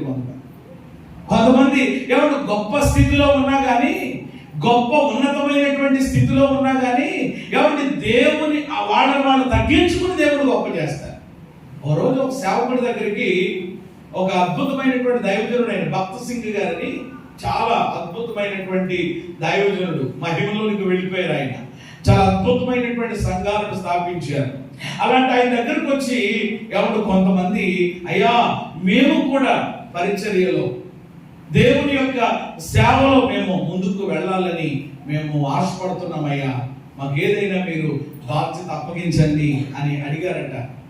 పెద్ద పెద్దవాడు అడిగితే వెంటనే సరే తప్పకుండా అని చెప్పి ఆ దైవజనుడు చెప్పింది ఏమిటి అని అంటే, అదిగో మీ మందిరం దగ్గర అంటే చాలా మంది ప్రజలు వచ్చి వెళుతూ ఉంటారు కాబట్టి 1-2 కాదు, ఒక 10-15 బాత్రూమ్స్ ఉంటాయన్నమాట. చాలా పెద్ద పెద్ద గదులు ఉంటాయి. అప్పుడు వెంటనే దైవజనుడు అన్నాడంట, మీరు ప్రతి శనివారం కూడా సాయంకాలం వచ్చి, శనివారం సాయంత్రం వచ్చి, ఆదివారం ఆరాధన జరుగుతుంది కదా, భక్తులు ప్రజలందరూ వచ్చి వెళ్తా ఉంటారు కాబట్టి మీకు నేను అప్పగిస్తున్నటువంటి బాధ్యత ఏమిటి అని అంటే, ఈ బాత్రూమ్స్, ల్యాబరేటరీస్ అన్ని కూడా ఏం చేయాలన్నమాట, శుభ్రం చేయాలి అని అంటే వెంటనే వాళ్ళు దానికి ఒప్పుకొని తప్పకుండానయ్యా దేవుని యొక్క సన్నిధిలో ఏ పని చేసినా అది దేవుడు ఇచ్చినటువంటి గొప్ప ఆధిక్యతగా మేము ఎంచుకుంటున్నామని చెప్పి ఆ పని చేయడానికి వాళ్ళు ఒప్పుకున్నారట. ప్రతి శనివారం వాళ్ళు సాయంత్రం వచ్చేయడం, మొత్తం అవన్నీ కూడా శుభ్రం చేయడం. అంత మాత్రమే కదా, ఆదివారం కూడా దైవ సన్నిధిలో చక్కగా ఏ పరిచయం ఉంటే ఆ పరిచయం చేయడం. ఆ ప్రేమ విందు చేసేటప్పుడు, అందరూ భోజనం చేసేటప్పుడు ఆ ఇస్తలు ఉంటాయి కదా, ఆ ఆకులన్నీ కూడా వాళ్ళు ఎత్తి చక్కగా, ఎంగల ఆకులు అనమాట, అసలు ముట్టుకోవడానికి ఇష్టపడరు కొంతమంది, అవన్నీ కూడా తీసుకెళ్ళి ఇలా చేసేటువంటి పరిస్థితి. నిజంగా మీరు ఆశ్చర్యపడేటువంటి ఒక విషయం చెప్పనా, ఇంతకీ ఈ బాత్రూమ్స్ కడిగి, లేకపోతే ఈ అందరు తిన్నటువంటి ఆ ఆకులు పడేసి ప్లేట్లు కడిగి అన్ని చేస్తున్నారు, వాళ్ళు ఎవరు అనుకుంటున్నారు మీరు? వాళ్ళు చిన్నటువంటి వ్యక్తులు ఏమీ కాదు, ఐఏఎస్ ఆఫీసర్లు. దేవునికి స్తోత్రం కలిగి ఎవరంటే వాళ్ళు ఐఏఎస్. ఐఏఎస్ అనేటువంటి దానికే సరైనటువంటి మీనింగ్, అర్థం కూడా తెలియనటువంటి పరిస్థితుల్లో కూడా మనం ఉండొచ్చు. అంటే ఉన్నతమైనటువంటి మరి హోదాలో, ఒక ఉన్నతమైనటువంటి స్థాయిలో ఉన్నటువంటి వాళ్ళు తమను తాము చెప్పండి దేవుని సన్నిధిలో ఏం చేసుకుని తగ్గించుకుని వాళ్ళు బాత్రూమ్లు కడగండి. నేను చెప్పేది కట్టు కథ పెట్ట కథ కాదు. మీరు హెబ్రోన్కి సంబంధించినటువంటిది ఆ గూగుల్లోకి వెళ్ళి చూసుకుంటే ఆ విషయాలన్నీ మీరు వినొచ్చు చక్కగా. అంటే ఈరోజు చూడండి, అంటే వాళ్ళు ఒక ఉన్నత స్థాయిలో ఉన్న, ఒక ఉన్నత జాబ్స్ లో, పదవుల్లో ఉన్న వాళ్ళు తమను తాను తగ్గించుకుని చెప్పండి ఎవరిని గొప్ప చేస్తున్నారు, ఎవరిని కనపరుస్తున్నారు? దేవుడిని కనపరచడం అంటే అదే. అంతేగాని చిన్న కొంతమంది చూడండి, అయిపోయి నేను ఎక్కడ మళ్ళా ఇగో అంటూ వచ్చేస్తారు, కొంతమందికి ఏంటో తెలియదు, నేనా అని చెప్పి అలా కొంచెం వంగడానికి అందిదో. గమనించండి ప్రియమైన దేవుని బిడ్డలారా, ఆ దేవునిని గణపరిచినటువంటి వారిని తప్పకుండా దేవుడు ఏం చేస్తాడు చెప్పండి, నన్ను గణపరిచి వారిని నేను. ఎందుకంటే ఆ మాట ఏలీకి చెప్పాల్సినటువంటి అవసరం వచ్చింది కాబట్టి దేవుడు అక్కడ తెలియజేశాడు. ఆ సంఘటన అంతా మనకు తెలిసింది కాబట్టి నేను అక్కడ వెళ్ళడం లేదు. అందుకని దేవునిని గణపరచడం అని అంటే చాలా అర్థాలు ఉన్నాయి. మరలా అదొక ప్రసంగం అయిపోతుంది. అక్కడికి వాళ్ళని సింపుల్ గా చెప్పాలి అని అంటే, దేవునిని గణపరచడం అంటే ఆయనకు అంటే మనం ఆరాధిస్తున్నటువంటి దేవునికి అన్నిటిలో కూడా ప్రథమ స్థానం ఇవ్వడమే. దేవునికి స్తోత్రం కలుగుతుందిగా చెప్పండి. దేవునికి అన్నింటిలో ఏం చేయాలి? ప్రథమ స్థానం ఇవ్వాలి, మొదటి స్థానం ఇవ్వాలి, ఫస్ట్ ప్రయారిటీ ఇవ్వాలి. అలా ఇస్తున్నామనంటే దేవుడిని ఏం చేస్తున్నట్టు అంతే. దేవుడిని పక్కనెట్టి ఏమంటే దేవుని యొక్క ఏమండి ఆ పరిస్థితులను పక్కన పెట్టి దేవుని సేవకుని పక్కన పెట్టి కొంతమంది ఏదో చేస్తూ ఉంటారు ఏంటో. అందుకని దేవుడు అన్నాడు, నీవు నాకంటే ఎవరిని గొప్ప చేస్తున్నావు? కుమారులను. ఏలీ, నువ్వు పెద్ద యాజకుడు అయితే అయ్యావు, నీవు నాకంటే ఎవరిని గొప్ప చేస్తున్నావు? నీవు కొడుకులు గొప్ప. ఏమయ్యారా ఆఖరికి? ఏమయ్యారు తెలుసు కదా, బ్రతుకులు ఏమైపోయాయో. కాబట్టి దయచేసి ఎందుకో పరిశుద్ధాత్ముడు ఈ మాటలే వస్తున్నాయి లైన్గా. ఎందుకంటే ఆ పరిస్థితి మా లోపల ఉంది కాబట్టి ఇంకా సరి చేసుకోవట్లేదు. కాబట్టి పోయిన నెలంతా కూడా ఎవరు యేసు కంటే ప్రభు మాట్లాడారు మనతో, ఏది గొప్ప కాదని. అలాగే పాస్టర్ గారు కూడా నిలబడుతూ ఎవరి దేవుడిని మనం ఏం చేయాలి?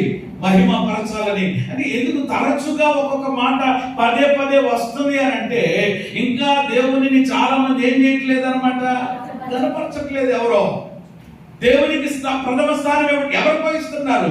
దేవుని పోయిస్తున్నారు. అది ఏదైనా కానీ నువ్వు ప్రక్కన పెట్టి దేవునిని కనపరిచి చూడు, మహిమలో నీ అవసరతలన్నీ దేవుడు తీరుస్తాడు. దేవునికి స్తోత్రం కలిగినగా. ఇలా బైబిల్లో చాలా మంది ఉన్నారు. ఉదాహరణకు చెప్పాలంటే గనురాలైన స్త్రీ ఎవరిని కనపరిచింది? దేవునిని, దైవ జనుని కనపరిచింది. దేవుడు ఆమెను కనపరిచాడా లేదా? పిల్లలు లేని గుడ్రాలుగా ఉన్నటువంటి ఆమె నిందను తొలగించి చక్కని బిడ్డను దేవుడు ఇచ్చాడు. సారేపతి విధవరాలు దేవుడిని ఏం చేసింది?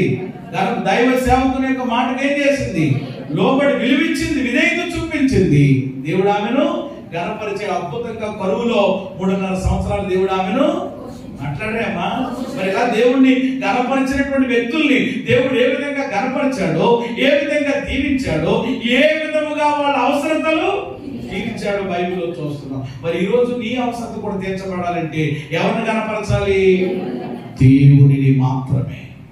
నా బ్రతుకులో దేవుడండి, ఆయన లేకుండా ఈ రోజు నేను లేనండి, ఆయన లేకుండా ఈ రోజు ఇల్లు లేదండి, పిల్లలు లేరండి, పరిస్థితులు లేదండి అని చెప్పి దేవుడినే కనపరచాలి తప్ప అన్ని వచ్చిన తర్వాత ఆయన మర్చిపోయి ఏమండి ఆ వ్యక్తులను పరిస్థితుల్లో కనపరచుకుంటా పోతుంటుంటే అది చాలా ఇబ్బందులు పడే ప్రమాదం ఉంటుంది. ఫస్ట్ ఆఫ్ ఆల్ మొట్టమొదటిగా ఈ పత్రికలో మొదటి అధ్యాయంలో చెప్పండి, ఎవరి అవసరతలు దేవుడు తీరుస్తాడు? దేవునిని గణపరిచే వారి అవసరతలు. నెంబర్ 1. రెండవది 2:12. కాబట్టి ప్రియులారా మీరు ఎల్లప్పుడూ 2:12 ఫిలిప్పీయులకు రాసిన పత్రిక,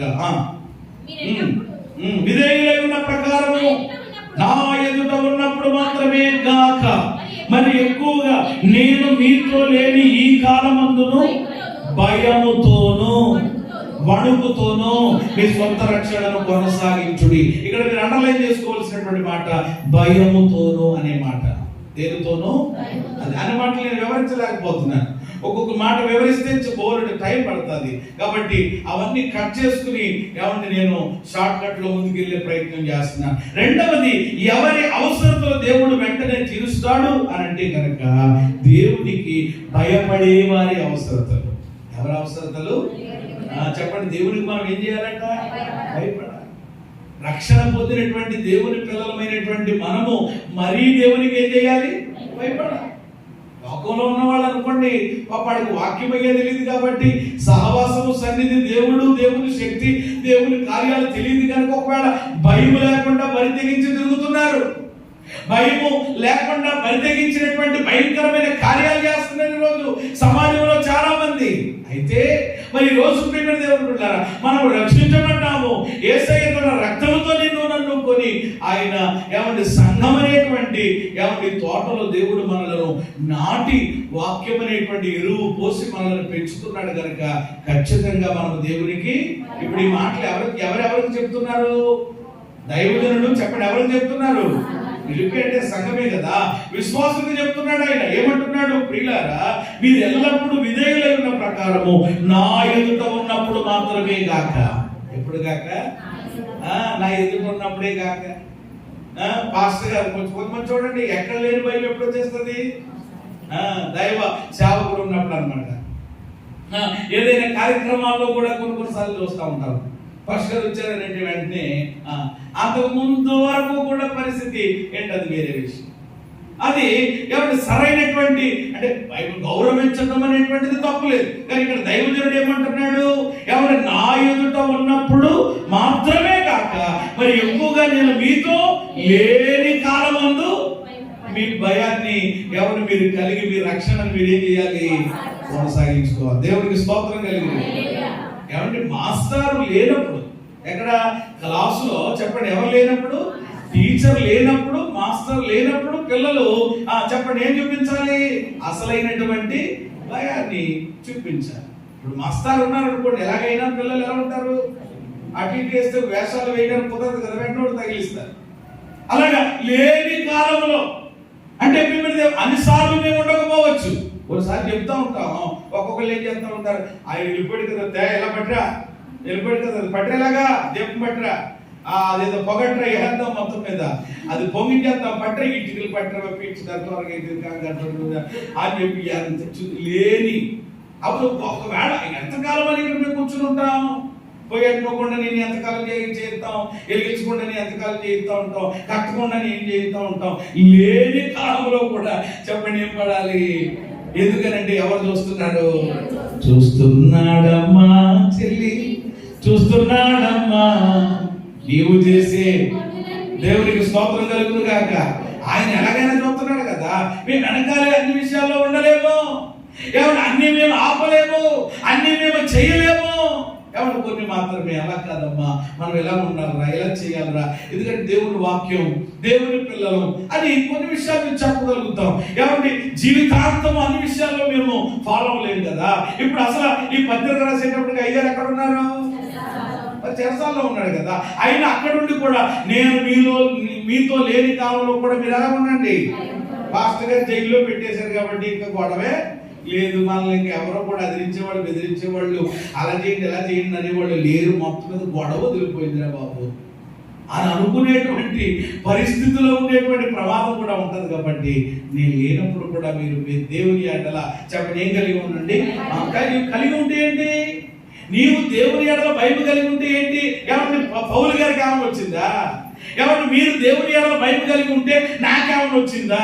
అంటే మీరు దేవుని భయం కలిగి ఉండడం వల్ల దేవుడు మీ పేరును చెప్పున ఇదిగో ఫలానా సహోదరి దేవుని ఎడల భయం కలిగి ఉన్నందున దైవ ప్రసాద్ నీ పేరు మీద 2 లక్షలు వేస్తున్నాను దేవుడు చెప్పాడా? ఇదిగో ఫలానా సహోదరుడు నేనంటే గడగడలాడిపోతున్నాడు కాబట్టి, సహోదరుడు శాంతిరాజును బట్టి ఇదిగో నీ అకౌంట్ లో 5,000 అయిపోతుంది, ట్రాన్స్ఫర్ అవుతుంది అని అవునా? అంటే చెప్పండి, ఎవరు దేవునికి భయపడితే వాళ్ళ అవసరతలు తీర్చబడతాయి. చేతులు ఎత్తి స్తోత్రం చెప్పండి. అంతే కదా. నేను దేవునికి భయపడితే ఆ భయం వలన నేను దానికి తగినటువంటి ప్రతిఫలాన్ని పొందుకుంటాను. పెద్దలనేమి తన యందు యెహోవా అంతే కదా. ఎవరు దేవుని ఎడల భయభక్తులు కలిగి ఉంటే వాళ్ళు ఏం చేయబడతారు? ఆశీర్వదించబడతారు, దీవించబడతారు, వారి అవసరతలు తీరుస్తాయి, అద్భుతాలు జరుగుతాయి. నేను భయపడనండి, నేను ముందుండండి, నేను ఎవరి మాట వినండి, నేను అస్సలు దేవుడికి గాని వాక్యానికి గాని పాస్టర్ గారికి గాని నేనేం పడేది లేదు. అయితే నీ ఇష్టం, నేను ఎవరొద్దన్నాడు? అయితే నీ ఇష్టం. ఎవరు ఇంకా మనం ఏం చేయలేం కదా. నేను భయపడమన్నవాడిని ఏం చేయలేము. ఒకరోజు వాడికి అర్థమవుతుంది అసలు దేవుడు భయం ఉంటుందండి, కనీసం దేవుడికైనా భయపడాలి కదా. అలా లేకుండా ఉన్నాడండి, అంత భయం చాలా అని తర్వాత చెప్పుకునేటువంటి ఏం చెప్పుకుంటారని మళ్ళీ అంతగా వివరిస్తారేంటి? దేవునికి స్తోత్రం కలుగును గాక. బైబిల్లో దేవుని బైబిల్ లేనిటువంటి వాళ్ళందరూ ఏమయ్యారు? ఏమంటే దేవుని యొక్క భయం లేకుండా, దేవుని యొక్క సరైనటువంటి భక్తి లేకుండా, ఇష్టానుసారంగా నా ఇష్టం, ఏమంటే నేను ఎలాగైనా బ్రతుకుతాను అనే విధానంలో వెళ్ళిన వాళ్ళందరూ చరిత్రలో ఏమైపోయారండి? ఆ మాట చెప్పడానికి మీ భయం కాకుండా ప్రియమైన దేవుని బిడ్డలారా, చరిత్రలో ఏమండి లేకుండా వాళ్ళు కనుమరుగైపోయారు. బైబిల్లో చూసాం కదా. అదే దేవునికి భయపడిన వాళ్ళు ఏమయ్యారు? ఏమండి వాళ్ళ జీవితంలో దేవుడు అని వాళ్ళందరి గురించి చెప్పడానికి టైం లేదు. నిర్గమకాండంలో మంత్రస్వాములు ఉంటారు. వాళ్ళు దేవునికి ఏం చేశారట? భయపడ్డారంట. దేవుడు వాళ్ళకి ఏం చేశాడట? వంశాభివృద్ధి కలుగు చేశాడు. ఏం కలుగు చేశాడు అంటే వంశాభివృద్ధి అనేది వాళ్ళ అవసరత. ఇప్పుడు వంశం అభివృద్ధి చెందితేనే కదండి వంశం. ఎవరైనా మన వంశం ఏమవ్వాలనుకుంటాం? చక్కగా మన పిల్లలు ఆగాలి, అంతేగాని మనతో ఇక్కడ ఆగిపోవాలనుకోరు కదా. అందుకని అది కూడా ఒక అవసరత. ఆ అవసరత తీరింది. కారణం ఏంటంటే వాళ్ళు దేవునికి భయపడ్డారు. ఇలాగ యోసేపు దేవునికి ఏం చేశాడు? అతని అవసరత తీరింది. కొంతమంది అవసరతలు తీర్చగలిగేవాడు అయ్యాడు యోసేపు. దేవునికి స్తోత్రం చెప్పండి. ఇలా బైబిల్లో మీరు చూసుకోండి, పాత నిబంధనలో కొత్త నిబంధనలో దేవునికి భయపడినటువంటి వాళ్ళ అవసరతలు దేవుడు అద్భుతంగా తీర్చాడు. కానీ విచారం ఏంటంటే నేటి దినములలో దేవుని భయం లోపించింది. నేటి దినములలో అటు క్రైస్తవేతరులైన ఇటు దైవ సన్నిధిలోకి వచ్చినటువంటి మన సంగతి అయినా చూస్తే ఏముంటలేదు అని అంటే దేవుని భయం ఉండటం లేదు. కనుక దేవుడు ప్రశ్నించాడు మలాకి 1:6లో, నాకు భయపడువాడు ఎక్కడ ఉన్నాడు? మలాకి 1:6 మీరు నోట్ చేసిన తర్వాత చదువుకోండి. దేవుడు ప్రశ్నించాడు, నాకు భయపడువాడు ఎక్కడ ఉన్నాడు? ఆ ప్రశ్నకు సమాధానం ఉందా? దేవుడు అడుగుతున్నాడు, నాకు భయపడేవాడు ఎక్కడున్నాడు అని అంటే వెంటనే, దేవా ఇదిగో యేసుక్రీస్తు మందిరంలో నేనున్నానయ్యా, ఇదిగో నీకు భయపడే బిడ్డగా నేనున్నానయ్యా, నీకు భయపడే కుమార్తెగా నేనున్నానయ్యా, నీకు భయపడే కుమారుడిగా నేనున్నానయ్యా అని ఈరోజు నీవు నేను మనం చెప్పగలమా? ఆలోచన చేయండి. దేవునికి భయపడే వారి అవసరతలు దేవుడు తప్పకుండా తీరుస్తాడు. అంటే ఇప్పుడు మన అవసరతలు తీర్చబడాలంటే నెంబర్ 2 ఏం చేయాలి? ఒకటి దేవుణ్ణి, రెండవ దేవుణ్ణి. త్వరగా వెళదాం. 3వ అధ్యాయం తిరగండి. అన్ని 4 అధ్యాయాలు చూపిస్తానన్నాను కదా. 3వ అధ్యాయం 10వ వచనం చదవండి. కలిపి ఉంటాయి 10, 11. ఏ విధము చేతనైనను మృతులలో నుండి సమాన భావము గలవాడనై ఆయన మరణ విషయములలో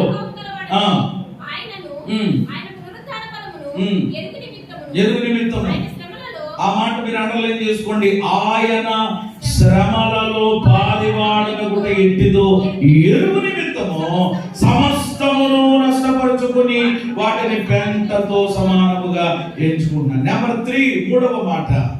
ఈ రోజు ఎవరిని నీ ప్రతి అవసరత దేవుడు తీర్చాలంటే, ఈ 9వ నెలలో దేవుడు చేస్తున్న వాగ్దానం నీ జీవితంలో, నీ కుటుంబంలో నెరవేరాలంటే ఎవరి అవసరతలు దేవుడు తీరుస్తాడో 3వదిగా ఇది కూడా పౌలు జీవితంలో నుండే చూస్తున్నాం.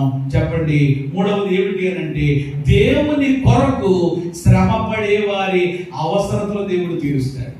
ఎవరి అవసరతలు చెప్పండి అమ్మా? ఎవరి కొరకండి? ఎవరి కొరకండి? నాకు వినపడతలేదు కాస్త. దేవుని కొరకు అనండి. ఎవరి కొరకు? నీ కొరకు కాదు, నీ కొరకు కాదు, నీ కుటుంబం కొరకు కాదు, నీ పిల్లల కొరకు. ఎలాగైనా శ్రమ పడతాం. ఏమంటాం? ఎంత కష్టపడ్డదండి, ఎంత రెక్కలో చెప్పండి ఏం చేసుకున్నట్టండి, ముక్కలు చేసుకున్నది ఎందుకు? ఎవరి కొరకట? మంచిదే, పిల్లల కోసం మంచిది, శబాష్ కాదనడం. మంచి తల్లిదండ్రులు అలా పిల్లల కొరకు కష్టపడతారు, మంచిదే, కాదనడం లేదు. కానీ ఇంకా జీవితాంతం కూడా వాళ్ళ కొరకండి, వీళ్ళ కొరకండి, అది చేయడానికి ఇది చేయడానికండి అని ఇలాగైనా నీ బ్రతుకు, ఇలాగైనా నీ జీవితం అంతా. పౌలు గారు ఏమంటున్నారు? ఇదిగో నా కొరకు నేను శ్రమ పడుతున్నాను, నా పిల్లల కొరకు నేను. ఏమన్నా అసలు పిల్లలు ఏమన్నా ఆయన సమర్పణే వేరు కదా అసలు నన్ను అడిగితే. ఆలోచించే ఈరోజు మనం పడేది ఎవరి కొరకు అంటే మన కొరకు, మన స్వార్థం కొరకు. కానీ ఏమంటే దేవుని వాక్యం అలా చెప్పడం లేదు, పౌలు అది చెప్పట్లేదు. ఆయన శ్రమలలో నేను కూడా ఏమవ్వాలి? పాలివాడనవ్వాలి. అంటే యేసయ్య మన కొరకు ఏం పడ్డారు? శ్రమ పడ్డారు. ఎంత శ్రమ పడ్డారో మళ్ళీ వర్ణించాలంటారా? కొద్దిసేపట్లో మనం ఎక్కడికి వెళ్ళబోతున్నాం? ప్రభు బల్లలోనికి వెళ్ళబోతున్నాం. ప్రభు బల్ల అంటే ఏంటి? ఆయన శరీరము, ఆయన రక్తము. ఆయన శరీరం ఏమైంది? సునాతునకలుగా చెప్పండి, ఏమైంది? నలుగగొట్టబడింది, వెలుగగొట్టబడింది. స్వరూపమైనను సొగసైనను లేనివాడిగా మారిపోయాడు ఆయన. ఎవరి కొరకు? నీ కొరకు, నా కొరకు, ఆయన మన కొరకు ప్రియమైన దేవుని బిడ్డలారా ఆయన నలుగుకొట్టబడ్డాడు. రక్తం ఏమండి ఆఖరి బొట్టు వరకు ఆయన చిందించాడా లేదా అంటే ప్రభు బల్లలో ఎందుకు చేతులు వేయాలి అని అంటే ఆయన శిలువ మరణ పునరుద్ధానాలని మనము కదా ఏమనంటే శిలువ మరణ పునరుద్ధానాలు అంటే ఆయన మన కొరకు ఏం పడ్డారు. ఎంత శ్రమ అండి. యేసయ్య పడిన శ్రమ ఎవరైనా వివరించగలరా? ఇంత ఎన్ని పాటలు రాశారు అసలు గడిచినటువంటి నెలలో. ఏమండి మరి ప్రభు పిలుపు అందుకుని దేవుని సన్నిధికి వెళ్ళినటువంటి ఒక గొప్ప ప్రియమైన దేవుని బిడ్డలారా ఆ గాయకుడిగా ఉన్నటువంటి ఏమండి జుత్తుకు ఆశీర్వాదం గారు శిలువలో సాగింది యాత్ర పాట పాడుతూ ఉంటుంటే ఏమండి కళ్ళప్పుడు అలాగని చాలా ఏమండి ఎన్ని అలాంటి పాటలు ఇంకా చాలా మంది రాశారు. అయినా కానీ ఇంకా ఏమండి వర్ణించలేనటువంటి పరిస్థితి ఆయన శ్రమల గురించి, ప్రేమల గురించి. మరి అంతగా యేసయ్య శ్రమ పడ్డారు. ఈ రోజు మరి ఆయన కొరకు అంతగా శ్రమ పడినటువంటి క్రీస్తు కొరకు ఏమండి ఈ రోజు నీవు నేను మనము ఏమైనా శ్రమ పడుతున్నామా? ఆలోచన చేయండి ఒకసారి. ఒళ్ళు మీద చేసుకుని ఎంతమంది ఈరోజు ఎవరి క్రీస్తు కొరకు శ్రమ పడేవారిగా ఉన్నారు? నేను అంటాను దేవుని కొరకు ఏమీ చేయకుండా దేవుని దగ్గర నుండి ఏమీ మనము ఏమంటే ఆశించలేము, పొందుకోలేము.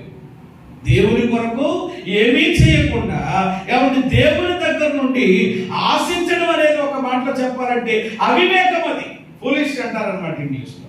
అవివేకం. ఏది దేవుని కొరకు రక్షించబడినంత కాలం అయింది, ప్రభు కొరకు చేసింది ఏముంది?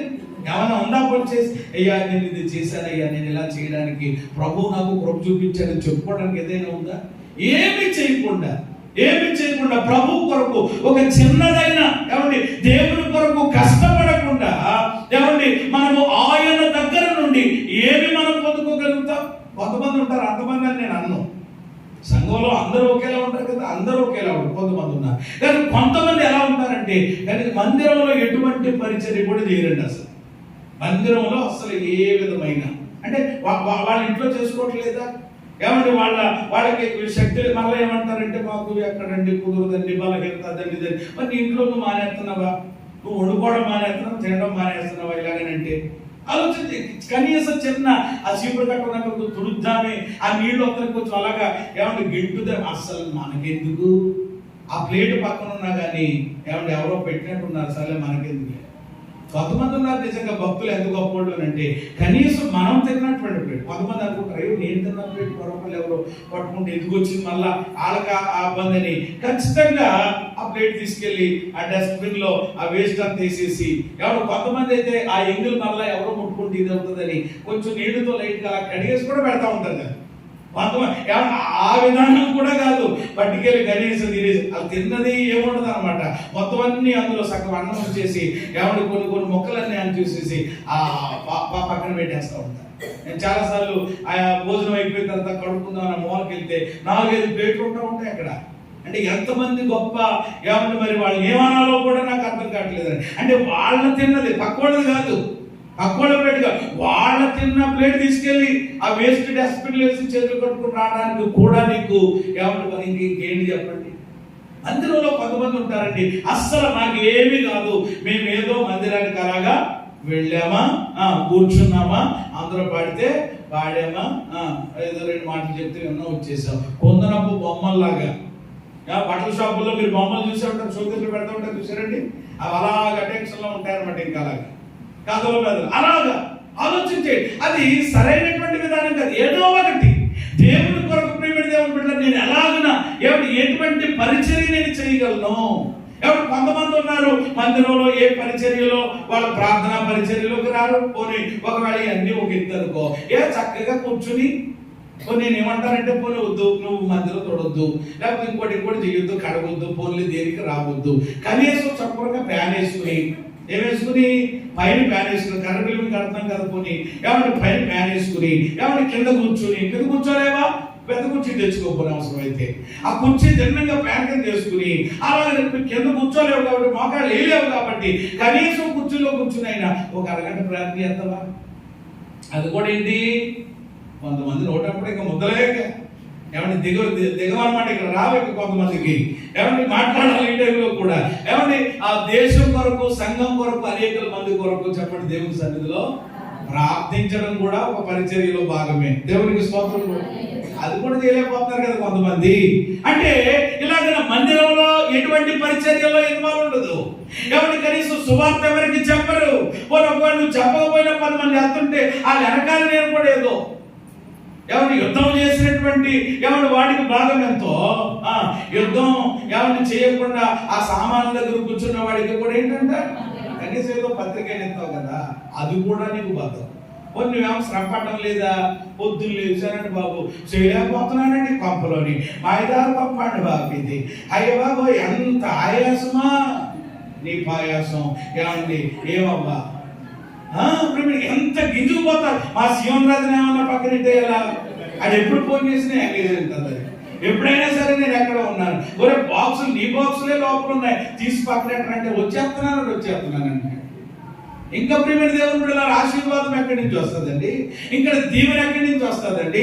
ఏమంటే ఎవరికి వాళ్ళు ఈరోజు ఏ పనులు అనమాట అంటే వాడే కలిగించుకున్నాడు అనమాట జ్ఞాపకం చేసి. నేను ఈ మాట కూడా నేను ఆ వాక్యంలో నుండి చూపిస్తాను, మళ్ళా నా సొంత మాటలు కాదు. ఫిలిప్పీ 2:21 చదవండి ఒకసారి. 2:21 అందరూ ఎవరట? సీయోను రాజుతో కలుపుకొని అందరూ తమ సొంత కార్యములనే చూచుకొనుచున్నారు గాని ఏం చూడలేదట? యేసుక్రీస్తు కార్యములు చూడటం లేదు. ఎవరు చూడలేదండి? యేసుక్రీస్తు మహిమ మందిరంలో ఉన్న భక్తులు చెప్పండి, ఎవరి కార్యాలు చూడలేదట? యేసుక్రీస్తు కార్యాలు కొలద్దట. మళ్ళా వీళ్ళ కొరకు వేసి సిలువై పడిపోవాలి. ఏమన్నా అన్ని చేసేసాడు అనుకోండి, ఆయన వాళ్ళలో పొరపు అన్ని చేస్తూ ఉంటారు. కానీ క్రీస్తు కొరకు ఏది అసలు? నీ టైం హెచ్చించింది ఏది? నీ బలం హెచ్చించింది ఏది? నీ పరిచయం ఏది? 10 మందికి ఎవరి దేవుని యొక్క ప్రేమను చెప్పింది ఏంటి? ఎవరు మనము దేవుని కొరకు ఏమైనా ఎవరిని శ్రమ పడగలుగుతున్నామా? ఇదే పత్రికలో ఉంటుంది 1:30లో. క్రీస్తు యేసునందు విశ్వాసం ఉంచడం మాత్రమే కాక ఆయన పక్షమున శ్రమ పడుటయు ఆయన మనకు అనుగ్రహించబడేది. కేవలం విశ్వాసం ఉంచడమే కాదండి. భక్తులు ఎలాగైనా దేవుని మీద విశ్వాసం ఉంచారు. విశ్వాసం ఉంచడమే కాకుండా ఆయన పక్షంగా ఏం చేయాలి? ఉదాహరణకు పౌలు గారు సువార్త ఉన్నాడు, సువార్త చేస్తున్నాడు. ఫిలిప్పీ సంఘం ఏం చేసింది? ఆయన సువార్త పక్షంగా పోరాడుతుంటే ఎవరి సంఘం కూడా ఆయనతో పాటు ఏం చేసింది? కలిసి పోరాడింది. దేవుడు స్తోత్రం చెప్పండి. అలా ఉండాలండి. ఆయన చూసుకుంటాడండి అన్ని. మనకేం కాదు, మొక్క పుచ్చుకున్నామా, రసం తాగామా, మూడు తుడుచుకుని వెళ్ళిపోయామంతే. ఇక ఇవన్నీ మనకేం అక్కర్లేదు. ఆ సాధక బాధకాలు ఏమున్నా కానీ అవన్నీ మరి ఎలా తీరుతాయని అవసరం అంటాను నేను. కాబట్టి ఈరోజు కొంతమంది ఉన్నారు, అందరూ నేను చెప్పలేను, కొంతమంది ఉన్నారు వాళ్ళు ఏమీ చేయరు కానీ ఎక్కడికి రారు, ఒక గృహ పుటానికి రారు, ఎవరు ఒక కృతజ్ఞత పుటానికి రారు. నువ్వు వచ్చి ఏం చేయాలి? అక్కడ ప్రసంగాలు చేయాలా? నువ్వు ఏమన్నా దీర్ఘకాల ప్రార్థన ఏం చేయకూడదు. నీ యొక్క కనీసం అలా సంఘంలో ఫలానా ఆయన వచ్చాడే ఫలానా సంతోషం కదా. నీకు కుర్చీ కూడా ఉంటుంది కదా, కూర్చోకపోతే ఆ వెనకాల ఎక్కడో కూర్చుని చక్కగా ఏకీభవించి ఓ గుడికి రారు, ఒక ప్రార్థనకు రారు, దేనికి రారు. కానీ కొంతమంది చేసేటువంటి పని ఏమిటి అని అంటే కనుక దేవుడు మాత్రం చెప్పడం 360 రోజులు ఏం చేస్తాలి? ఇది చేస్తా ఉండాలి. ఏం చేస్తా ఉండాలి? ఇక ప్రభా అది నాయన, ఇది నాయన, అది చేయనా, ఇది చేయనాయన, ఒకటి కూడా వస్తూ ఉంటది కదా. అంటే 360 రోజులు చెప్పండి ఏం చేయడం? అడగడమే. జలగలాగా జలగకు ఇమ్ము ఇమ్ము అనే 2 కూతురు ఉన్నారంట కదా, అలాగా ఇమ్ము ఇమ్ము ఇమ్ము అని అడిగి ఏమండి దేవుడిని శోధించింది చేయడమే తప్ప. నేను అంటాను, దేవుని కొరకు నువ్వు చేసింది ఏమైనా ఉందా? దేవుని కొరకు శ్రమ పడింది ఏమైనా ఉందా? ఏమండి దేవుడి కొరకు మనం శ్రమ పడితేనంట, దేవుడి కొరకు మనం కష్టపడితేనంట, ఏమన్నా మనం ఆరాధించేటువంటి దేవుడు ఎవరు కాదు అని అంటే ఆయన ఎడల మనము చూపిన ప్రేమను మరవడానికి దేవుడు అన్యాయస్తుడు కాదు. చేతులెత్తి స్తోత్రం చెప్పండి. అమ్మ దేవుడు ఎవరు కాదు? నీ బాబు అన్యాయస్తుడేమో, నీ మామ అన్యాయస్తుడేమో. ఎంత చేశానండి నేను, ఏదైనా ఇస్తారనుకున్నామండి, ఏమీ లేదు. మనుషులది. కానీ దేవుడు ఎవరు కాదు? గిన్నెడు జర్నీలు ఇచ్చిన దేవుడు ఏమి ఇచ్చేస్తాడంటే ప్రతిఫలం ఇచ్చేస్తాడండి. ఏమంటే దేవుడు ఎవరికి ఏముండేవాడు కాదు, మనలాంటి వాడు కాదు. ఆయన దేవుడు మానవుడు కాదు. ప్రియమైన దేవుని బిడ్డలారా, ఆయన ప్రతిఫలం ఇచ్చేవాడు, అవసరం తీర్చేవాడు. తీర్చబడాలి అని అంటే ఈరోజు మన సొంత కార్యాలే కాదు, సొంత పనులు ఎవరికాలు చేసుకోండి. నేను వద్దంటే మానేస్తారండి, మీరు చేసుకోండి. కానీ అప్పుడప్పుడు దేవుడు మీకు ఇచ్చిన ఆ దేవుని కొరకు శ్రమ పడాలా. పాస్టర్ గారు ఏం చేస్తారని అంటారు, గంట ప్రసంగం చేయడానికి ఏమంటే ఎంత శ్రమ పడాలో, ఎంత ప్రియమైన దేవుని బిడ్డలారా ఆ వాక్యమును సిద్ధపడడానికి ఎంత సిద్ధపాటు అవసరమో అది వెనకాల ఉండేటువంటి తెలియదు ఎవరికి. తలబట్లు కనబడతాయి అంతే ప్రియమైన దేవుని బిడ్డలారా. కానీ దాని వెనకాల ఆ ఆశ్రమ ఎవరు మమ్మల్ని పడమన్నాడు. అది దేవుడు మాకు గొప్ప కృపగా భాగ్యంగా ఇచ్చాడు. మేము పడుతున్నాం, ప్రభునందు ప్రయాస వ్యర్థం కాదు, ఆయన ఇచ్చే ప్రతిఫలం ఆయన ఇస్తాడు. చేతులు ఎత్తి స్తోత్రం చెప్పండి. ఇప్పుడు ఎవరి అవసరతలు దేవుడు తీరుస్తాడు? మూడవది, దేవుని కొరకు శ్రమ పడేవారి అది ఎవరైనా మీరు కలిగి ఉంటే దాన్ని బట్టి ప్రభుత్వం ఆఖరి మాట చదువుకుని ప్రార్థన చేసుకుందాం. ముగింపుకు వచ్చేసాను నేను. ఫిలిప్పీయులకు రాసిన పత్రిక 4వ అధ్యాయము మీరు 15వ వచనం నుండి 18వ వచనం వరకు కూడా చాలా మాటలు ఉన్నాయి. నేనే చదివి పెడతాను, వినండి. ఫిలిప్పీయులారా, సువార్తను నేను బోధింపనారంభించి మాసిదోనియ నుండి వచ్చినప్పుడు ఇచ్చు విషయంలో పుచ్చుకోని విషయంలో మీరు తప్ప మరి ఏ సంఘపు వారు నాతో పాలివారు కాలేదని మీకు తెలియదు. ఎలాగనగా దశరథులు కూడా మీరు మాటి మాటికి నా అవసరములు తీర్చుటకు సహాయం చేసింది. నేను ఈవిని అపేక్షించి చెప్పడం లేదు, కానీ మీ లెక్కకు విస్తార ఫలం రావాలని అపేక్షించి చెప్పుచున్నాను. దేవునికి మహిమ కలుగును గాక. ఈ వచనాలను బట్టి మీకు ఏమర్థమైంది? ఈ వచనాలను బట్టి మనం ఏం అర్థం చేసుకోవాలి? దేవుడు ఎవరి అవసరతలు తీరుస్తాడు అని అంటే, ఏమండి, ఎవరి అవసరతలు దేవుడు తీరుస్తాడంటే దేవుని కొరకు లేక దేవుని సేవ కొరకు, దేవుని పరిచర్య కొరకు ఇచ్చేవారి అవసరతలు దేవుడు తప్పకుండా తీరుస్తాడు. ఇక్కడ పౌలు గారు అదే అంటున్నారు. ఇలా ఏమండి, వీళ్ళంట ఏమండి సంఘములో ఉన్నటువంటి అవసరతలు మాత్రమే కాదట, సంఘములో పరిచర్యలో ఉన్న అవసరతలు మాత్రమే కాదట. 16వ వచనంలో ఏమన్నాడు ఆయన? ఎలాగనగా దశరథులకు కూడా మీరు మాటి మాటికి నా అవసరము తీర్చడానికి సహాయం చేసింది. ఎవరి అవసరతలు? నా అవసరతలు అంటే ఎవరైనా పౌలు గారు. ఏమంటే పౌలు గారి యొక్క అవసరతలు కూడా చెప్పండి ఏం చేస్తున్నారంటే వీళ్ళు ఒక రకంగా చెప్పాలంటే అవసరతలు దేవుడు ఎలాగైనా తీరుస్తాడు, క్రీస్తు యేసునందున్న మహిమలో. అయితే ఆయన తీర్చడానికి ఏమండి నిన్ను ఒక పాత్రగా దేవుడు వాడుకోవాలనుకుంటాడు. కాబట్టి ఇప్పుడు ఏమండి సేవకుని అవసరతలు చెప్పండి ఎవరు తీర్చాలి? అసలు వాస్తవంగా చెప్పాలంటే సేవకుని అవసరతలు ఎవరు తీర్చాలి? సంఘం తీర్చాలి. ఎందుకని? సేవకుడు ఉన్నది ఎవరి కోసం అంటాడేమా? సంఘం కొరకు. అంటే సంఘం ఆయన తన స్వరక్తం ఇచ్చి సంపాదించుకుని కాయమని ఇచ్చాడు. మిమ్మల్ని కాయాలి, మేపాలి, దేవుని రాజ్యానికి మిమ్మల్ని సిద్ధపరిచి నడిపించాలి. కనుక ఈ బాధ్యత, ఈ పరిస్థితులు ఏమంటే మా మీద ఉన్నాయి. కాబట్టి యాక్చువల్ గా చెప్పాలి అని అంటే ఏమండి సేవకుని యొక్క సమస్త అవసరతలు, సేవకుని పిల్లల అవసరతలైన వాక్య ప్రకారంగా చెప్పాలి అని అంటే ఎవరు భరించాలి? సంఘం. ఇక్కడ అందుకని అంటే మాటి మాటికి అంట మళ్ళా ఎలాగండి మాటి మాటికి అయ్యో పౌలు గారికి ఏంటి అవసరం ఉందని చెప్పి వాళ్ళు అది గుర్తించి అది తీరుస్తూ వచ్చారట. అంటే ఈ రోజు ప్రియమైన దేవుని బిడ్డలారా, దేవుని కొరకు ఇచ్చేవారి అంటే ఇక్కడ నేను ఒక మాట వాడతాను, దాతృత్వం కలిగిన వారి అవసరతలు దేవుడు తప్పకుండా ఇది కూడా మనకు ఉండాలండి. దాతృత్వం అనేటువంటిది ఉండాలి. ఏమండి ఈ రోజు ఎవరు మన అవసరతలు తీర్చబడడానికి మనం ఇది గమనిస్తున్నామా?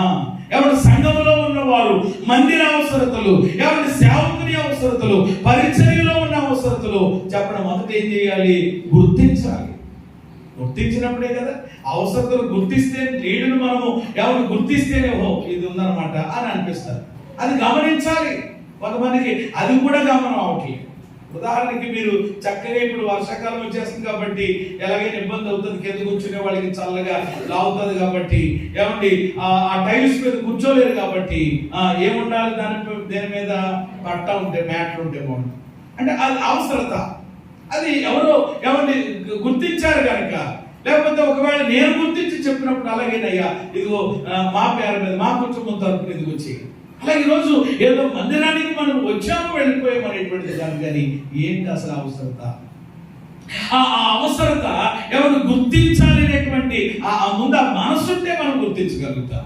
కాబట్టి ఇప్పుడు ఈ సంఘం ఏం చేస్తుంది అంటే సేవకుని యొక్క అవసరతలు, ఆ ఫిలిప్పీలో ఉన్నటువంటి సంఘం యొక్క అవసరతలు వాళ్ళు గుర్తించి వాళ్ళు మాటి మాటికి వాళ్ళు ఇస్తున్నారట. అందుకని పౌలు ఏమంటున్నాడు, ఒకసారి ఇవ్వడం గురించి చెప్తే కొంతమంది వేరే అభిప్రాయం ఉంటుంది.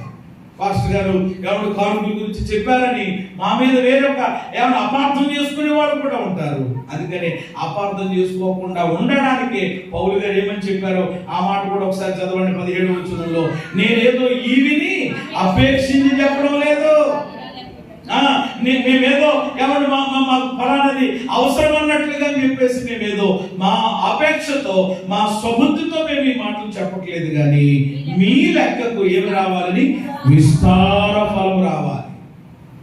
ఈ లెక్కకి ఏం రావాలి, విస్తార ఫలం రావాలని ఆపేక్షతోనే చెప్తున్నాను. అంటే మీకు విస్తారమైన ఫలం రావాలి, మీ అవసరంతో క్రీస్తు యేసునందున్న మహిమలో తీర్చబడాలనే నేను ఈ మాట చెప్తున్నాను తప్ప ఏదో ఈవిని అపేక్షించి కాదు. ఇది కూడా దృష్టిలో పెట్టుకోండి. కాబట్టి ఈరోజు ఏమంటే దేవుడు మన అవసరతలు తీర్చాలి అని అంటే ఏమంటే చివరిది 4వది ఎలాంటి మనసు కలిగి ఉండాలి, మనము దాతృత్వం, ఇచ్చే మనసు కలిగి ఉండాలి. కొంతమందికి అదేంటో తెలియదండి, జీవితాంతం కూడా ఏమండి పుచ్చుకునే వాళ్ళుగానే ఉంటారట, ఇవ్వమని ఏమండి తీసుకునేటువంటి విధానంలోనే ఉంటారట, ఇచ్చేవారిగా ఉంటారు. బైబిల్ ఏం చెప్తుంది, ఇయ్యుడి మీకు ఏం చేయబడుతుంది, ఇవ్వడం అనేది నిజంగా ఇదివరకు నేను చెప్పే ఉంటాను, మరోసారి జ్ఞాపకం చేస్తున్నాను. ఇవ్వడం అనేటువంటిది ఒక రకంగా చెప్పాలంటే దేవుని స్వభావం. ఇవ్వడం అనేది ఎవరి స్వభావం, పుచ్చుకోవడం అనేది ఎవరి స్వభావం మనకు బాగా తెలుసు కదా. పుచ్చుకోవడం అనేది ఏంటి, మనదే మానవ స్వభావం. ఏమంటే ఇవ్వడం అనేటువంటిది ఎవరి స్వభావం, దేవుని స్వభావం. అంటే ఇక్కడ మీరు గమనించండి, నీవు ఇచ్చేటువంటి వ్యక్తిగా ఉంటున్నావు అని అంటే ఇప్పుడు ఏం జరుగుతుంది, మానవ స్వభావంలో ఉన్న మనము చెప్పండి ఏమవుతున్నాం, దేవుని స్వభావంలోనికి ఎదుగుతున్నాం. హల్లెలూయా. నీవు ఇచ్చే వ్యక్తిగా ఉంటున్నావా అంటే నీవు దేవుని స్వభావంలోకి వచ్చేస్తున్నావు అనమాట. అదే ఏమని క్రీస్తు యొక్క చెప్పండి ఎందులోనికి రావడం, స్వరూపంలోనికి రావడం. వింటున్నారా, జాగ్రత్తగా గమనించారు.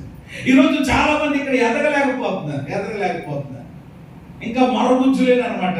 అంటే ఏ స్వభావం వద్దనమాట, బాబు మాకు దైవ స్వభావం ఏమొద్దండి, ఏ స్వభావం, నా రూపం నాకు ఉంటే చాలండి, నేను ఎలా ఉన్నాను ఇప్పుడు అలా ఉంటే చాలండి. ఇవ్వడం వలన దేవుని స్వభావంలోనికి మారుతాం. రెండవది, ఇవ్వడం వలన, ఇవ్వడం అనేటువంటిది ఎవరు దేవునికి దగ్గర అవ్వడం. ఇవ్వడం అనేటువంటిది దేవునికి ఏమవుతాం, మరింత సమీపం అవుతాం. ఉదాహరణకి మీరు ఏదైనా ఒక కానుక తెచ్చినా, ఏదైనా ఒక అర్పణ తెచ్చినా చెప్పండి ఎక్కడికి తీసుకొస్తారు దాన్ని, ఎవరిని సంఘం మధ్యలో పెడతారు, అక్కడ కట్టుకెళ్ళి చెప్పండి ఎక్కడ తీసుకొచ్చారు, బలిపీఠ మధ్యకి తీసుకొస్తారు. అంటే ఏమంటే దేవుని యొక్క సన్నిధికి అనమాట. అంటే ఇచ్చేటువంటి ఆ మనస్సు మనం కలిగి ఉండడం వల్ల చెప్పడం మనం ఏమైపోతున్నాం, దేవునికి సమీపం, దగ్గర అయిపోతున్నాం. అది మీరు అర్థం చేసుకోవాలి. ఇంకా మూడవదిగా చెప్పాలంటే ఇవ్వడం అనేది పరలోకానికి పెట్టుబడి లాంటిది. ఇవ్వడం అనేటువంటిది పరలోకానికి, అంటే ఇప్పుడు ఇక్కడ ఇస్తున్నామంటే నువ్వేం చేస్తున్నట్టు అనమాట, పరలోకానికి ఏం పెడుతున్నావు, పెట్టుబడి పెడుతున్నావు. పరలోకానికి పెట్టుబడి పెట్టడం అంటే ఏంటి, యేసే చెప్పారు కదా, మీరు ధనాన్ని ఇక్కడ కూర్చుకోకండి, మీరు ధనాన్ని ఎక్కడ సమకూర్చుకోండి అన్నాడు ఆయన, పరలోకంలో. అంటే ఇక్కడ దేవుని కొరకు నువ్వు ఏ కార్యం చేస్తున్నా కానీ నీ ధనాన్ని పరలోకంలో పెట్టుబడి పెడుతున్నావు. పెట్టుబడి పెట్టేటువంటి వాళ్ళు తప్పకుండా చెప్పండి ఏం పొందుకుంటారు, ఏమంటే ప్రతిఫలం వస్తుంది కదా.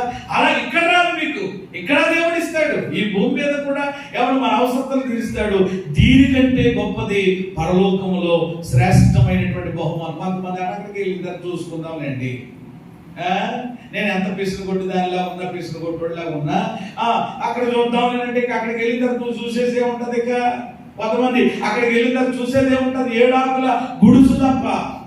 అంతే కదా కొంతమంది యొక్క జీవితాలు ఏముండదు. కొంతమందికి అందమైన భవనాలు ఉంటాయంట, కొంతమందికి ఖరీదైన అద్భుతమైనటువంటి పరిస్థితులు ఉంటాయంట. అక్కడ కారణం ఏంటంటే ఈ భూమి మీదగా ఉండగానే వాళ్ళు ఎక్కడ పెట్టుబడి పెట్టుకున్నారు. కొంతమంది మీకు తెలియదేమో, చంద్రమండలంలోనే కొనేస్తున్నారు ఇప్పుడు చాలా మంది. మీరు కూడా కొనేందుకు అవకాశం వస్తే ఎక్కడెక్కడో కాదు. అంటే చూసారు, మనుషులే ఏమంటే చంద్రమండలం మీద స్థలాలు కొనేసుకుంటున్నప్పుడు మరి వాక్యం ఎరిగినటువంటి దేవుని పిల్లలు ఏమంటే ఇవ్వడం అనేది ఎక్కడ పెట్టుబడి పెట్టుకోవడం అనమాట, మీకు ప్రతిఫలం కావాలంటే పెట్టుకోండి, ఏమవుతుందండి బాబా, గుడుసులోనే పడి ఏమన్నా అక్కడ కూడా టయానికి మీరు వచ్చేటప్పటికి చూసుకుని ఏమని మరి అలా ఉందామని అనుకుంటే ఇంకా ఏమి చేయలేనటువంటి పరిస్థితి. కాబట్టి ఇవ్వడం అనేటువంటిది ఏమంటే దైవ స్వభావం. ఈరోజు ఆ మనస్సు దేవుని పిల్లలు కలిగి ఉండాలి. అది ఇవ్వడం అనేది దేవునికి కూడా ఇష్టమంట. ఆ 18వ వచనం కూడా చాలా బాగుంటుంది, మీరు చదివితే కనుక. 18వ వచనం కూడా చదవండి ఆఖరిగా. నాకు సమస్తమును సమృద్ధిగా కలిగి ఉన్నాయి. మీరు పంపిన వస్తువులు అది ఒక పలానా వల్ల నేను తీసుకున్నాను, ఏమీ తక్కువ లేకుండా మనోహరమైన సువాసనయు దేవునికి ప్రీతికరమును ఏంటమ్మా ఇష్టములైన యాగములై ఉన్నవి. దేవునికి స్తోత్రం కలిగింది కాక. అంటే దేవునికి ఇవ్వడం అంటే దేవునికి ఎంతో, అక్కడ మాటలు మీరు గమనించండి, ప్రీతికరం, సువాసన, యాగం అనేటివన్నీ దేవునికి ఏంటన్నమాట ఇష్టం. కాబట్టి ఈరోజు ఆ మనసు నీకు ఉందా? దేవునికి నీ సమయాన్ని ఇవ్వగలుగుతున్నావా? దేవునికి నీ ధనాన్ని ఇవ్వగలుగుతున్నావా? దేవునికి నీ బలాన్ని ఇవ్వగలుగుతున్నావా? దేవుడు ఏమన్నా నీకు ఇచ్చినటువంటి కష్టార్జితంలో నుండి అది ప్రథమ ఫలం అంటారా, అది దశమభాగం అంటారా, అది మరొకటి అంటారా, అది దేవునికి ఇస్తున్నాం అంతే, ఏదో మనం చేసేయట్లేదు. మళ్ళా అది ఈరోజు ఆ మనసు నిజంగా మనం కలిగి ఉంటే దేవుడు తప్పకుండా మన ప్రతి అవసరత ఆయన మహిమలో నుండి తీరుస్తాడు. చేతులెత్తి స్తోత్రం చెప్పండి. ఆచార్య ఆర్ఆర్కే మూర్తయ్య గారు చెప్పిన ఒక అద్భుతమైన మాట ఏంటంటే, ఏమంటే దేవునికి ఇచ్చే విషయంలోనంట దేవుని పిల్లలు ఎప్పుడు ధారాళంగా ఉండాలంట. ఏమంటే ఎవరికి ఇచ్చే విషయంలో? దేవునికి ఇచ్చే విషయంలో ధారాళంగా ఉండాలంట. మనం ఖర్చు పెట్టుకునేటువంటి విషయంలో ఏమంటే తక్కువగా ఉండాలంట, మితముగా ఉండాలి. కానీ అది ఒకసారి ఆలోచన చేస్తే రివర్స్ లో ఉంటుంది చాలా సార్లు మన జీవితంలో. మనం ఖర్చు పెట్టుకునే విషయంలోనేమో చెప్పడం ఎలా ఉంటది, మామూలుగా ఉండదు. దేవునికి ఇచ్చే విషయంలోనేమో ఏం పర్వాలేదు, దేవుడు ఏమన్నా వచ్చి చూసాడేంటి చేసేటమ్మా ఏం పర్వాలేదులే అని ఎంత చీప్ చేస్తూ ఉంటారు చూడండి. ప్రేమ దేవుని పిల్లలు, ఈరోజు దేవుని సన్నిధిలో ఒక ఏమంటే ఆ 10 రూపాయలు ఈరోజు కొంతమంది అది ఎంత విధానం అనమాట. కాబట్టి ఈరోజు ఒక భిక్షగాడికి నిజంగా వేయడానికి ఒక్కొక్కసారి వాళ్ళు అనేటువంటి మాటలు కూడా మనం వింటున్నప్పుడు ఇదైపోతుంది. అంటే దేవుడిని నువ్వు అలా చేస్తావా? ఏమండి దేవుడిని కనపరచడం అదేనా? అలాగని చెప్పి మనం ఏం మానేస్తున్నాము ఆలోచన చేయండి. ఏం మానేస్తున్నాం? ఏమండి మన ఖర్చులు ఏం తగ్గించుకుంటున్నామనంటే, నన్ను అడిగితే ఈ ఆధునిక కాలంలో ఖర్చులు ఏం చేస్తున్నారు? అందరూ కూడా లేని వాళ్ళు కూడా చెప్పండి ఏం చేస్తున్నారు?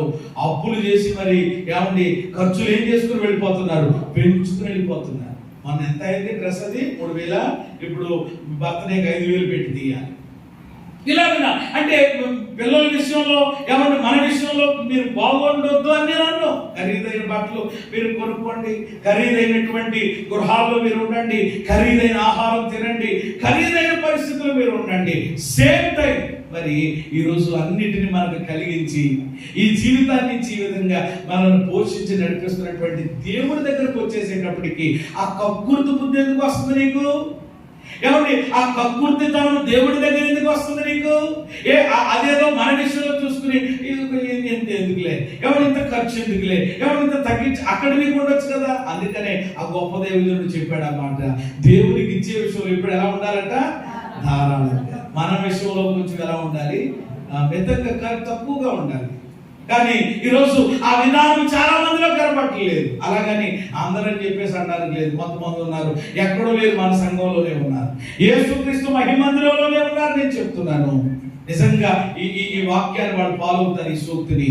ఎవరు నిజంగా దేవునికి ఇచ్చే విషయంలోనా వాళ్ళు చాలా ధారాళంగా ఉంటారు. ఏ విషయంలోనైనా చెప్పరు బయటికి. మళ్ళా ఏమంటే ప్రభువుకు తెలియాలండి అని చెప్పి వాళ్ళు ఏమంటే దేవుని కొరకు మంచి మంచి కార్యాలు చక్కగా వాళ్ళు చేస్తూ ఉంటారు. మళ్ళీ వాళ్ళ దగ్గరికి వచ్చేసేటప్పటికి, వాళ్ళు ఖర్చు పెట్టుకునే దగ్గరికి వచ్చేసేటప్పటికి, వాళ్ళ వస్త్రాలు కొనుక్కునేసరికి వాళ్ళకి ఏదైనా సరే తగ్గించేసుకుంటారు. చూసారా? కాబట్టి మనసు ఆ మనసు దేవుని కొరకు, మన దేవుని రాజ్య వ్యాప్తి కొరకు ఇది నేను చేస్తున్నాను, ప్రభు కొరకు చేసింది ఏది కూడా వృధా కాదు, వ్యర్థము కాదు. దేవుడు తిరిగి మరలా అన్ని కలిపి చెప్పండి ఏం చేస్తాడు? ఇచ్చేస్తాడు అనేటువంటి ఆ మనసు నీకుంటే తప్పకుండా మనం దేవుడికి ఏం చేసేటువంటి వారిగా ఉంటాం? ఇచ్చేవారిగా. కాబట్టి ఈ నెలలో దేవుడు చేస్తున్న శ్రేష్టమైన వాగ్దానం, దేవుడు తన మహిమలో ఎవడు మన ప్రతి అవసరత తీరుస్తాడు. ఎంతమందికి ఈ వాగ్దానం గుర్తుంటది? ఒకసారి మరలా గంభీరంగా ప్రారంభంలో చెప్పినట్టు ముగింపులో కూడా చెప్పడం ముగిస్తాను.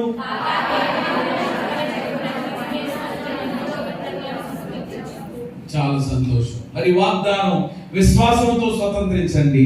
ఈ వాగ్దానాన్ని నెలంతా కూడా ఎత్తిపెట్టి ప్రార్థన చేయండి.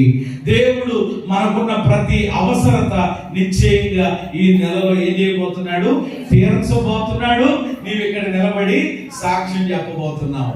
స్తోత్రం చెప్పండి. అనుమానం లేదు, అసలు అనుమానం లేదు. దేవుడు తప్పకుండా చేయబోతున్నాడు. అయితే దేవుడు ఎవరి అవసరతలు తీరుస్తాడు? హల్లెలూయా చెప్పేస్తే సరిపోదా? ఎవరి ప్రేమ దేవుడు ఎవరి అవసరతలు తీరుస్తాడట? 4 అధ్యాయాల్లో నుండి 4 మాటలు, ముత్యాల లాంటి మాటలు. మీరు ఏమనుకుంటారో నాకు తెలియదు. నిజంగా అవి ఆచరణలో పెడితే కనుక, అవి ఈ రోజు నుంచి కూడా ఆచరణలో పెట్టగలిగితే కనుక ఈ వాగ్దానం దేవుడు సంపూర్ణంగా మన జీవితంలో నెరవేర్చబోతున్నాడు. ఫస్ట్ ఆఫ్ ఆల్ మొదటిది ఏం చేయాలి చెప్పండి? దేవునిని గణపరచాలి. రెండవది దేవునికి భయపడాలి. మూడవది దేవుని కొరకు శ్రమ పడాలి. నాలుగవది దేవునికి ఈ మనసు నీకుందా? ఈ విధానం, ఈ లక్షణాలు నీకున్నాయా? అవును ప్రభా, నేను గణపరుస్తాను, నేను భయపడతాను, నీ కొరకు శ్రమ పడతాను. ఇంతవరకు చేయలేదు నేను, ఏదేదో ఎవరెవరి కొరకు పోకలేడుతున్నాను తప్ప నీ సన్నిధిలో అయ్యా నీ యొక్క దేవ కొరకు ఏదైనా నేను చేయలేకపోయాను. ఖచ్చితంగా నేను శ్రమ పడతానయ్యా. నాకు నీవు ఇచ్చినటువంటి దాంట్లో నుండి, దేవుడు ఇచ్చిందే కదా మనం ఏదైనా ఇచ్చే. మనకంటూ ఎక్కడి నుంచి వచ్చింది? సిరివెళ్ళ ఆను గారు చెప్పినట్లుగా నాదంటూ లోకాన ఏది లేదు. ఒకవేళ ఏదైనా ఉందంటే అది ఆయన ఇచ్చిందే కదా. ఆయన ఇచ్చింది అంటుంది కదా. నువ్వు నేను మనం ఏదైనా ఇస్తుంటున్నా ప్రభా, నీకు ఇస్తాను ప్రభా, ఆ సమర్పణ కలిగి ఉంటానని చెప్పి తీర్మానం చేసుకుంటే అక్షరాల ఏమాత్రం సందేహం లేకుండా నిశ్చయంగా వాగ్దానం దేవుడు మన జీవితంలో నెరవేర్చబోతున్నారు. అలాంటి కృప దేవుడు మనందరికీ దయచేయుగాక.